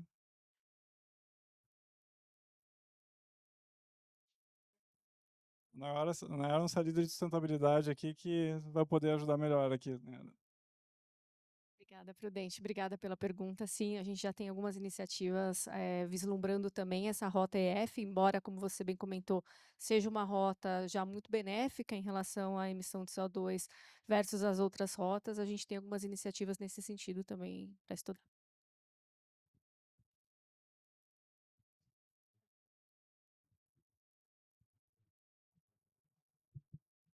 Guilherme Gerdau, Ouro Branco. Queria fazer uma pergunta para o Roberto. Roberto, como é que você entende do que eu chamo de paradoxo da biomassa? Que se, por um lado, nós estamos vendo aqui o belo potencial que a siderurgia Koch tem de utilização de biomassa, né? Você apresentou o case da Uzi Minas com 10% de injeção, o Prudente trouxe o case Gerdau, mas mesmo considerando a Gerdau, que é a maior produtora de carvão vegetal do mundo, a gente está tendo restrições de disponibilidade de biomassa, né, de biocarbono, para aplicação na indústria. Então, o desafio técnico parece que está sendo vencido e a gente está com uma demanda muito maior do que a disponibilidade de biomassa no mercado. É bem verdade que a gente tem biomassa in natura em abundância, né? Você citou uma das culturas aí, o bagaço de cana, né? Então, se por um lado eu tenho uma alta demanda de biomassa já carbonizada, essa demanda não existe, essa oferta, né, não existe para atender nem 2% em coqueria, né? Se todas as coquerias do Brasil resolvessem fazer o mesmo, a gente já não teria essa biomassa disponível, sem considerar alto forno. Como é que você entende que o setor vai resolver essa equação? Essa Que é a hoje é uma inequação. Essa é a beleza da viagem, né? Chegar lá é muito bom, mas a viagem é que é muito interessante. O número que o pessoal trouxe aqui é verdadeiro. Só para ter uma ordem de grandeza, produzindo 3 milhões de toneladas por ano, a Uzi Minas consome 400 mil toneladas de carvão PCI. Imagina os 20 milhões de aços planos no Brasil, fazendo essa substituição, ia dar 2 milhões e 800 mil toneladas por ano, é mais carvão do que Minas Gerais produz por ano. Então, imagina a bagunça que isso ia virar. Não, por causa disso, naturalmente, a gente tem que entrar no estudo de outras fontes de biomassa. É o que eu coloquei aqui. Né? Nesse sentido, eu acho que os centros de inovação tecnológica, as universidades, já vêm trabalhando no sentido de fazer a investigação para ver qual deles se adequa melhor a essas características que a gente precisa. Tá certo? Então, eu acho que existe um potencial imenso no Brasil. O Brasil é único pelo volume do agronegócio, pela geração de biomassa residual que o agro nos oferece. Então, acho que isso aí é um caminho importante a ser construído. Eu também entendo que, embora a gente sempre busque a biomassa, pense na biomassa no campo, mas eu acho que nas áreas urbanas também existem oportunidades. Via de regra, os nossos lixos, os nossos resíduos orgânicos, eles não são tratados. E aí também tem oportunidade de captura, tratamento e aplicação. Se não pode ser um resíduo orgânico urbano, não pode ser aplicado na agricultura por questões já legais, mas na siderurgia isso não existe ainda. E a aplicação ela é mais segura, porque vai ser queimado. Agora, a gente precisa construir as características desse material. As fontes são muitas, né? E eu tenho certeza que é um trabalho que todos os produtores de aço vão encarar, as universidades, os centros de inovação tecnológica vão se envolver para que a gente possa identificar a melhor fonte possível. E, no final, nós vamos fazer um blending. Você não vai ter uma solução única, não vai ter uma bala de prata, não vai ser eucalipto sozinho, não vai ser, né, o bagaço de cana sozinho. Vai ser uma construção. Ok? Essa é a minha opinião.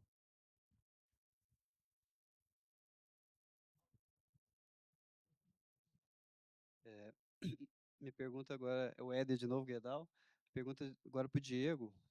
Diego, como vocês têm pensado em entrar mais forte nesse mercado e virar um player para ser um grande fornecedor desse insumo para seus concorrentes?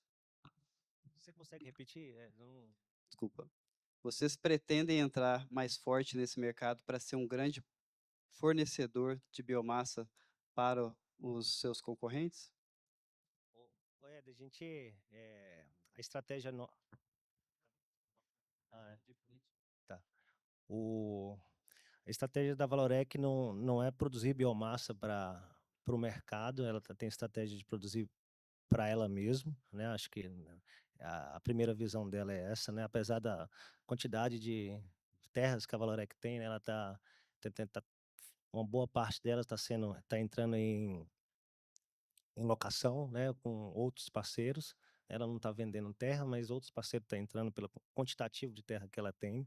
Mas a princípio não, a princípio, né, a visão dela é né, ter biomassa para a sustentabilidade dela, né, e investir no carboval com o objetivo de maximização de processo, né, e essa nova rota aí, bióleo e outros produtos, né, que é importante, desse cenário aí quando a gente fala em processamento da madeira, né, ela enxerga que, basicamente, produzir carvão e emitir metano ou só queimar metano não é o sistema mais consistente que as que a sociedade quer para frente. Então a gente precisa, né, dessa transformação. A transformação exige energia, né, mas ela entende que para frente acho que é o caminho que as pessoas estão pensando. Existe, né, uma maturação, mas ela entende que o caminho de utilização, né, de rotas que a gente consegue fazer essa eficiência energética e ter coprodutos além do carvão vegetal é uma rota aí extremamente relevante para o futuro e para esse cenário de descarbonização. Obrigado. Em relação ao Carboval, né, a rota produtiva do carvão de vocês, em conjunto com a Polvurt, em comparação ao investimento CAPEX, né, aos fornos retangulares e circulares, né, da produção tradicional do carvão, vocês fizeram uma análise, né, econômica, né, porque a rota Carboval ela proporciona um carvão de melhor qualidade, né? Então vocês fizeram essa comparação econômica e assim poderia falar um pouco para a gente, né, sobre isso, eh levando em conta os benefícios de um carvão de melhor qualidade, como que a gente ficaria nesse balanço econômico? Sim, para esse projeto, né, ficar de pé, né, teve um business case bem robusto, que não considera apenas o carvão, como eu coloquei, considera o mercado do bióleo, o mercado do extrato pirolenhoso, a queima de metano, o mercado de carbono que está aí, ninguém ainda está pagando, mas já já todo mundo vai ter que pagar. Então, se não considerar tudo isso no business case, realmente não tem como fazer comparações num processo tradicional.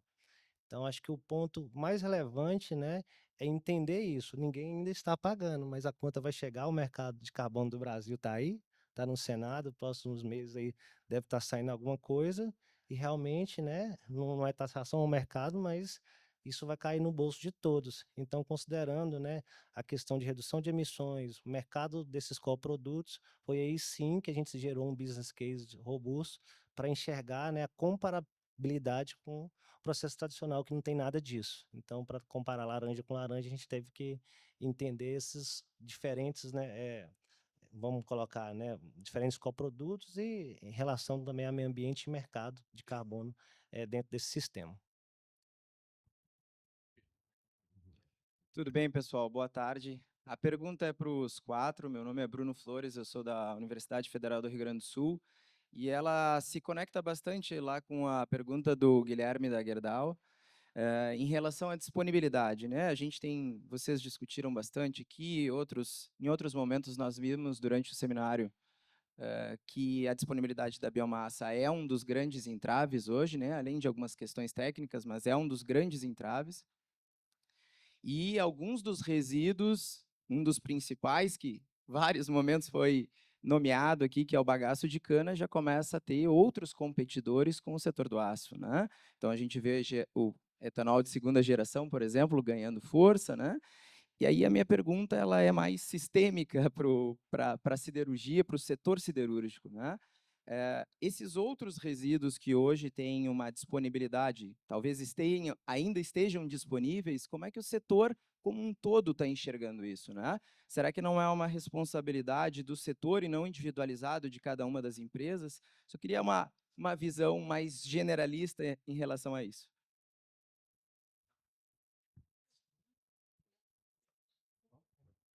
Vamos por aqui, então. Bom, excelente pergunta, tá? Eu acho que a siderurgia, né, a indústria do aço como um todo, demanda muita energia, né? O processo demanda energia, demanda carbono, né? Você para extrair oxigênio do minério, você precisa de carbono de alguma origem, né? Ou hidrogênio aí para frente, né? Então, todo o insumo que pode ser utilizado, acho que ele tem sim um interesse da indústria, né? Especialmente aí no contexto da descarbonização, né?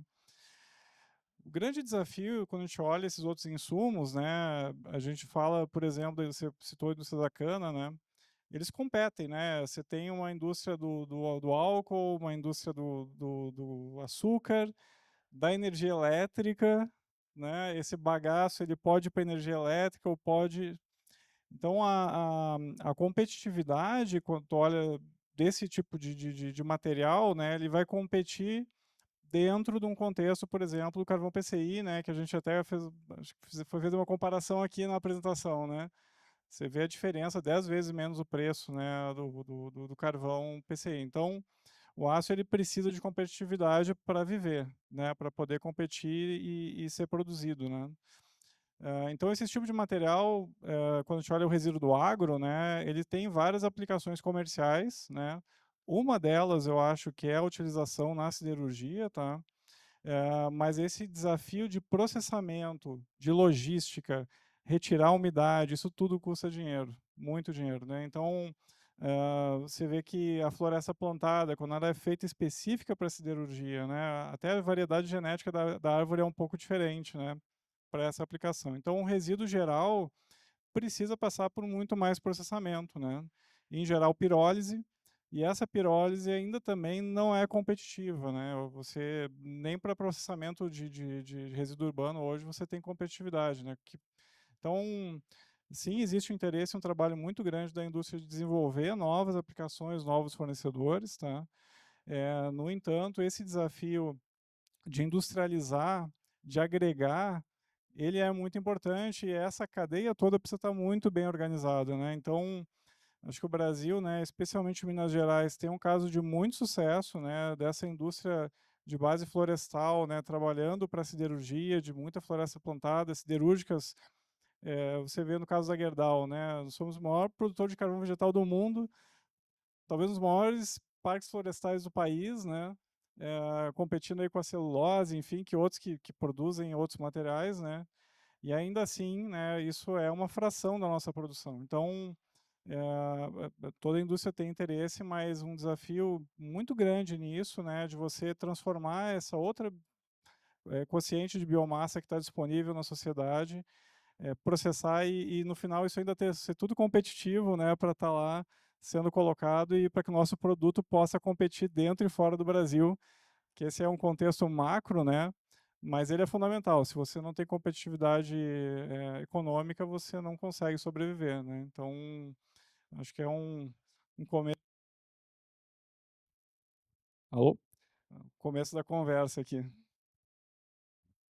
Mas da mesma forma, acho que o Márcio colocou, né, nesse caso, o processamento vai ser até muito mais caro e a logística do que o próprio material, né? O material está aí, né? Eu já tive 2 anos no estado do Pará, o que mais tem lá é resíduo. Mas e a logística, né? Acho que, de forma geral, isso é um desafio, né, financeiro de CAPEX, né?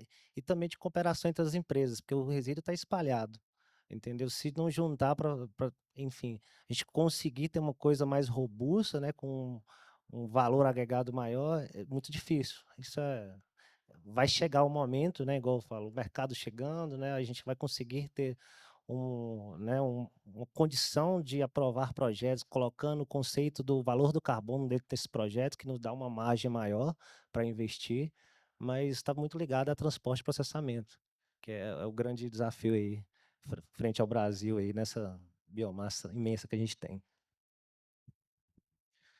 A percepção é a mesma, né?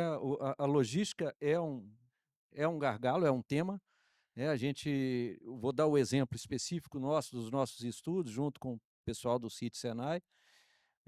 O primeiro momento, a gente não pensa nas indústrias de grande porte, no caso que você citou aí do bagaço do setor sucroalcooleiro. A indústria de grande porte, ela já tem solução completa para o seu produto, para os seus resíduos, mas o entorno da gente, quando a gente faz o mapeamento num raio de 300, 400 quilômetros, que a logística ainda nos permite, né, a gente tem um volume de pequenos produtores grandes. E nesse sentido, a gente pode buscar alguma alternativa, alguma solução. Naturalmente que a gente não pode se prender a uma única fonte. Vamos novamente usar o exemplo da Usiminas que está ali no Vale do Aço. Os resíduos da indústria do café, por exemplo, são atraentes para a gente. A gente sabe que ali próximo de Patinga, na região de Caratinga, próximo ao Espírito Santo, nós temos torrefações. Elas não operam 24 horas por dia. Então, essas pequenas alternativas a gente tem que ir identificando para construir possibilidades, né? Mas o que você falou é verdadeiro, a logística é difícil. Tanto nesse sentido quanto no oposto. Vou dar um outro exemplo que eu acho que é interessante. As escórias que nós geramos no processo siderúrgico, algumas delas tratadas, elas viram corretivos de solo até fertilizante. Eu não consigo passar de Patos de Minas. Eu não sou competitivo quando eu tenho que ter uma logística até mais longe. Mas aí a gente pode pensar na logística reversa. Esse trabalho precisa ser feito, precisa ser discutido, construído, para que a gente ache a nossa solução. Ah, essa é a leitura de momento. Mas é um trabalho a ser feito ainda, ok? A gente concorda com tudo que foi falado aqui. Eu só acho que a siderurgia não compete só com outros segmentos na busca das soluções, compete com ela mesma, né? Porque a siderurgia está sempre ali colocando muito capital, porque ela precisa sobreviver. Se não tivesse a meta de descarbonização, já seria difícil, né? É um segmento que não pode ter um nível de endividamento alto, então assim, tudo é muito difícil e tudo tem que ser muito estudado e realmente, como o Roberto falou, ir buscando aquilo que é razoável, aquilo que a gente consegue fazer dentro das nossas limitações, né? Eu acho que é isso.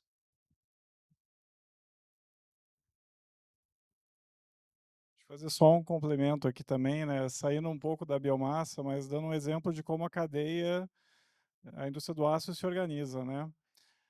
O processo da mini-mill, por exemplo, é um processo de reciclagem de resíduos, né? Você pega aço da sociedade e vai converter em aço de novo, né? Então, você vê que uma coisa muito interessante, estava comentando um pouco antes de começar, né? As mini-mills são colocadas próximas das cidades, né? Porque as cidades produzem sucata, né? Elas consomem bens e serviços, você leva para uma usina que está próxima da cidade e vai devolver para ela produtos, por exemplo, vergalhão para a cidade crescer. Então, esse processo de circularidade, né, você vê, o processo Mini-Mill já tem aí os seus 100 anos, né, mas em escala no Brasil, aí, Gerdau foi uma das pioneiras aí, nos anos 40, 50, né, mas você vê, se você olhar a nossa planta aqui em São Paulo, está aqui próxima, era Araçariguama, né, muito próxima de São Paulo. A logística é muito importante para isso aí, né, mesmo para o aço que tem uma densidade alta, né. Então, cada real, né, quando você fala de milhões de toneladas, ele faz muita diferença no balanço final, e é isso que também precisa acontecer para que a gente possa continuar investindo, né, e continuar seguindo, né. Mas acho que esse é um exemplo de circularidade que a indústria provê, né, também um serviço para a sociedade no fim do dia, né, de processar todo esse resíduo e transformar em produtos novos aí para a sociedade, né. E a mesma coisa, eu acho, quando a gente olha para a biomassa, talvez o desafio a ser vencido, né, mas uma oportunidade no Brasil, mais ainda com tudo que a gente vê aí, né, de potencial da nossa indústria do agro, né. Bom, pessoal, boa tarde. Felipe, da Yokogawa. Pergunta para o Diego, da Valorec. Só a última pergunta, ficou claro que não é o foco da Valorec hoje comercializar o Carboval, né, os competidores, é uma iniciativa de autossustentabilidade, mas você também comentou que a tecnologia que foi desenvolvida, né, dos reatores, em parceria com a Povurt, é algo que está aí, né? É a ideia hoje da Valorec comercializar essa tecnologia para que outros operadores, outras siderúrgicas façam uso, ou essa tecnologia também da produção do Carboval vai ser única e exclusivamente aplicada para a Valorec? A ideia é a comercialização, na verdade, o ponto é, né, a gente quem quer bioóleo, por exemplo, não quer pouco bioóleo. Na verdade, se a gente não tiver junto, todo mundo com o mesmo propósito, não adianta. Eu posso ter o melhor bioóleo do mundo, mas se eu não tiver oferta, não vai para frente. Então, vamos dizer, o Carboval, isso está para comercialização, e o objetivo da Valorec é quanto mais gente, né, consiga estar com a gente, melhor. Porque o mercado está aí, mas ele exige, né, muita demanda de produto. Então a gente às vezes acaba não conseguindo, né, preços relevantes, porque realmente o cliente ele quer mais produto, e se não tiver, ele continua, né, da forma que ele está. Então a gente percebe muito isso nesse desenvolvimento de mercado, né? A gente sozinho não vamos para frente com o melhor bióleo do mundo, mas a gente precisa aí, né, que o setor como um todo, né, busque, entenda, né, a significância dos produtos de origem renovável e assim a gente faça o mercado, né, acontecer. Então acho que esse é um ponto extremamente relevante em tecnologias disruptivas, em novos materiais no mercado, né? A gente ter quantidade suficiente, né, para a gente ter uma regularidade, uma segurança para quem está comprando. Ronaldo, em Minas e Patinga. Queria fazer uma pergunta para o Roberto. Roberto, a nossa mesa redonda é sobre descarbonização através de uso de biomassa, mas a gente sabe que tem muitas outras rotas também dentro da linha de descarbonização. Uso de hidrogênio, utilização de energia de fontes renováveis. Como é que você enxerga todas essas tecnologias? Elas hoje são, nós estamos pensando em algo que são sinérgicos ou elas concorrem entre si? Essa é uma pergunta difícil. Ontem teve um painel muito interessante, né, sobre todas essas tecnologias que estão sendo trabalhadas, construídas para dar uma solução mais robusta para o tema da descarbonização, né. Eu não teria o caminho hoje definido. Eu tenho certeza que nós vamos ter alto forno nos próximos 25, 30 anos. E com ele a gente precisa de achar as alternativas para atingir as metas que a gente se compromete, tá certo? Então, é lógico que a gente tem que ser cuidadoso quando a gente estabelece esses objetivos, a gente já tem que ter formalizado, né, os meios, e à medida que a gente desenvolver outros, a gente vai acrescendo isso. É um desafio grande. Eu tenho certeza que a gente vai conseguir, lá em 2050, né, cumprir o compromisso que o país fez. Mas hoje eu acho que isso ainda não está bem claro. E o dia de ontem, né, mostrou para mim que existem as alternativas. Em qual que a gente vai confiar, a gente precisa ver essas tecnologias amadurecerem para que a gente faça as opções, cada um faça as suas opções de acordo com as suas características, o seu posicionamento no mercado e tudo mais. Minha pergunta agora vai para o Roberto novamente. Roberto, você comentou da questão do aproveitamento da biomassa, né, de resíduo, né, seja bagaço de cana, resíduos municipais, né, orgânicos municipais e também de celulose, setor de celulose. Vocês estão pensando em aplicar mais para injeção em alto forno ou vocês estão pensando em pesquisar junto com o Senai aplicação na coqueria ou sinterização? Nesse primeiro momento, né, esse carvão pulverizado é para substituição de carvão PCI, mas nós temos experiências, né, temos experiências em curso para que a gente analise a substituição, principalmente do small coke, por alguma coisa de carvão vegetal. Isso é possível, né, a gente já fez alguma coisa no passado e estamos retomando para fazer. Sinterização, já foi dito, né, a gente sabe, não é uma experiência nova, ela é possível de se utilizar, mas é um passo que, nesse momento, a gente não está fazendo lá em Patinga. Tá? Hoje nós estamos centrando a atenção na substituição do carvão PCI, até porque a possibilidade, né, de uso dele vai ser acrescida com essa segunda unidade de moagem que a gente está instalando. Ok?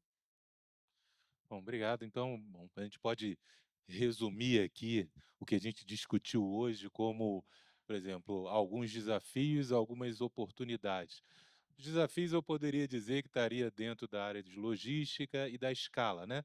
Logística porque, bom, se a biomassa ou o resíduo não tiver do lado ali, né, para poder ser utilizado, fica difícil viabilizar economicamente. E a escala, porque também, né, como é uma indústria que consome muita energia, você não tem um volume de recurso muito significativo, também não viabiliza. Por outro lado, a gente tem bastante recursos naturais no Brasil, né? O Roberto mesmo mencionou que, bom, a gente tem várias biomassas que ainda podem ser exploradas, fora os resíduos, né, agroflorestais, por exemplo, que pode dar outras oportunidades de aumento da produção com biocombustíveis. E também a questão que o Diego mencionou do mercado de carbono, né? Então, é um preço, uma receita adicional que pode ser obtida a partir do uso de biocombustíveis.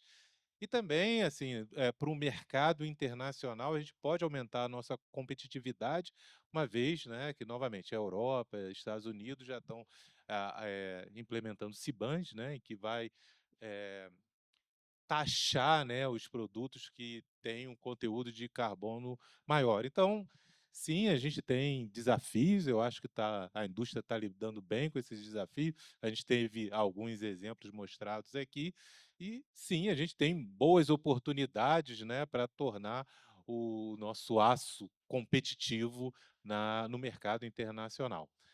Bom, então eu queria agradecer mais uma vez aí aos palestrantes pelas brilhantes apresentações, né, e também a ao auditório aí que enriqueceu o debate aqui nessa nossa mesa. Então, uma salva de palmas novamente aí para os nossos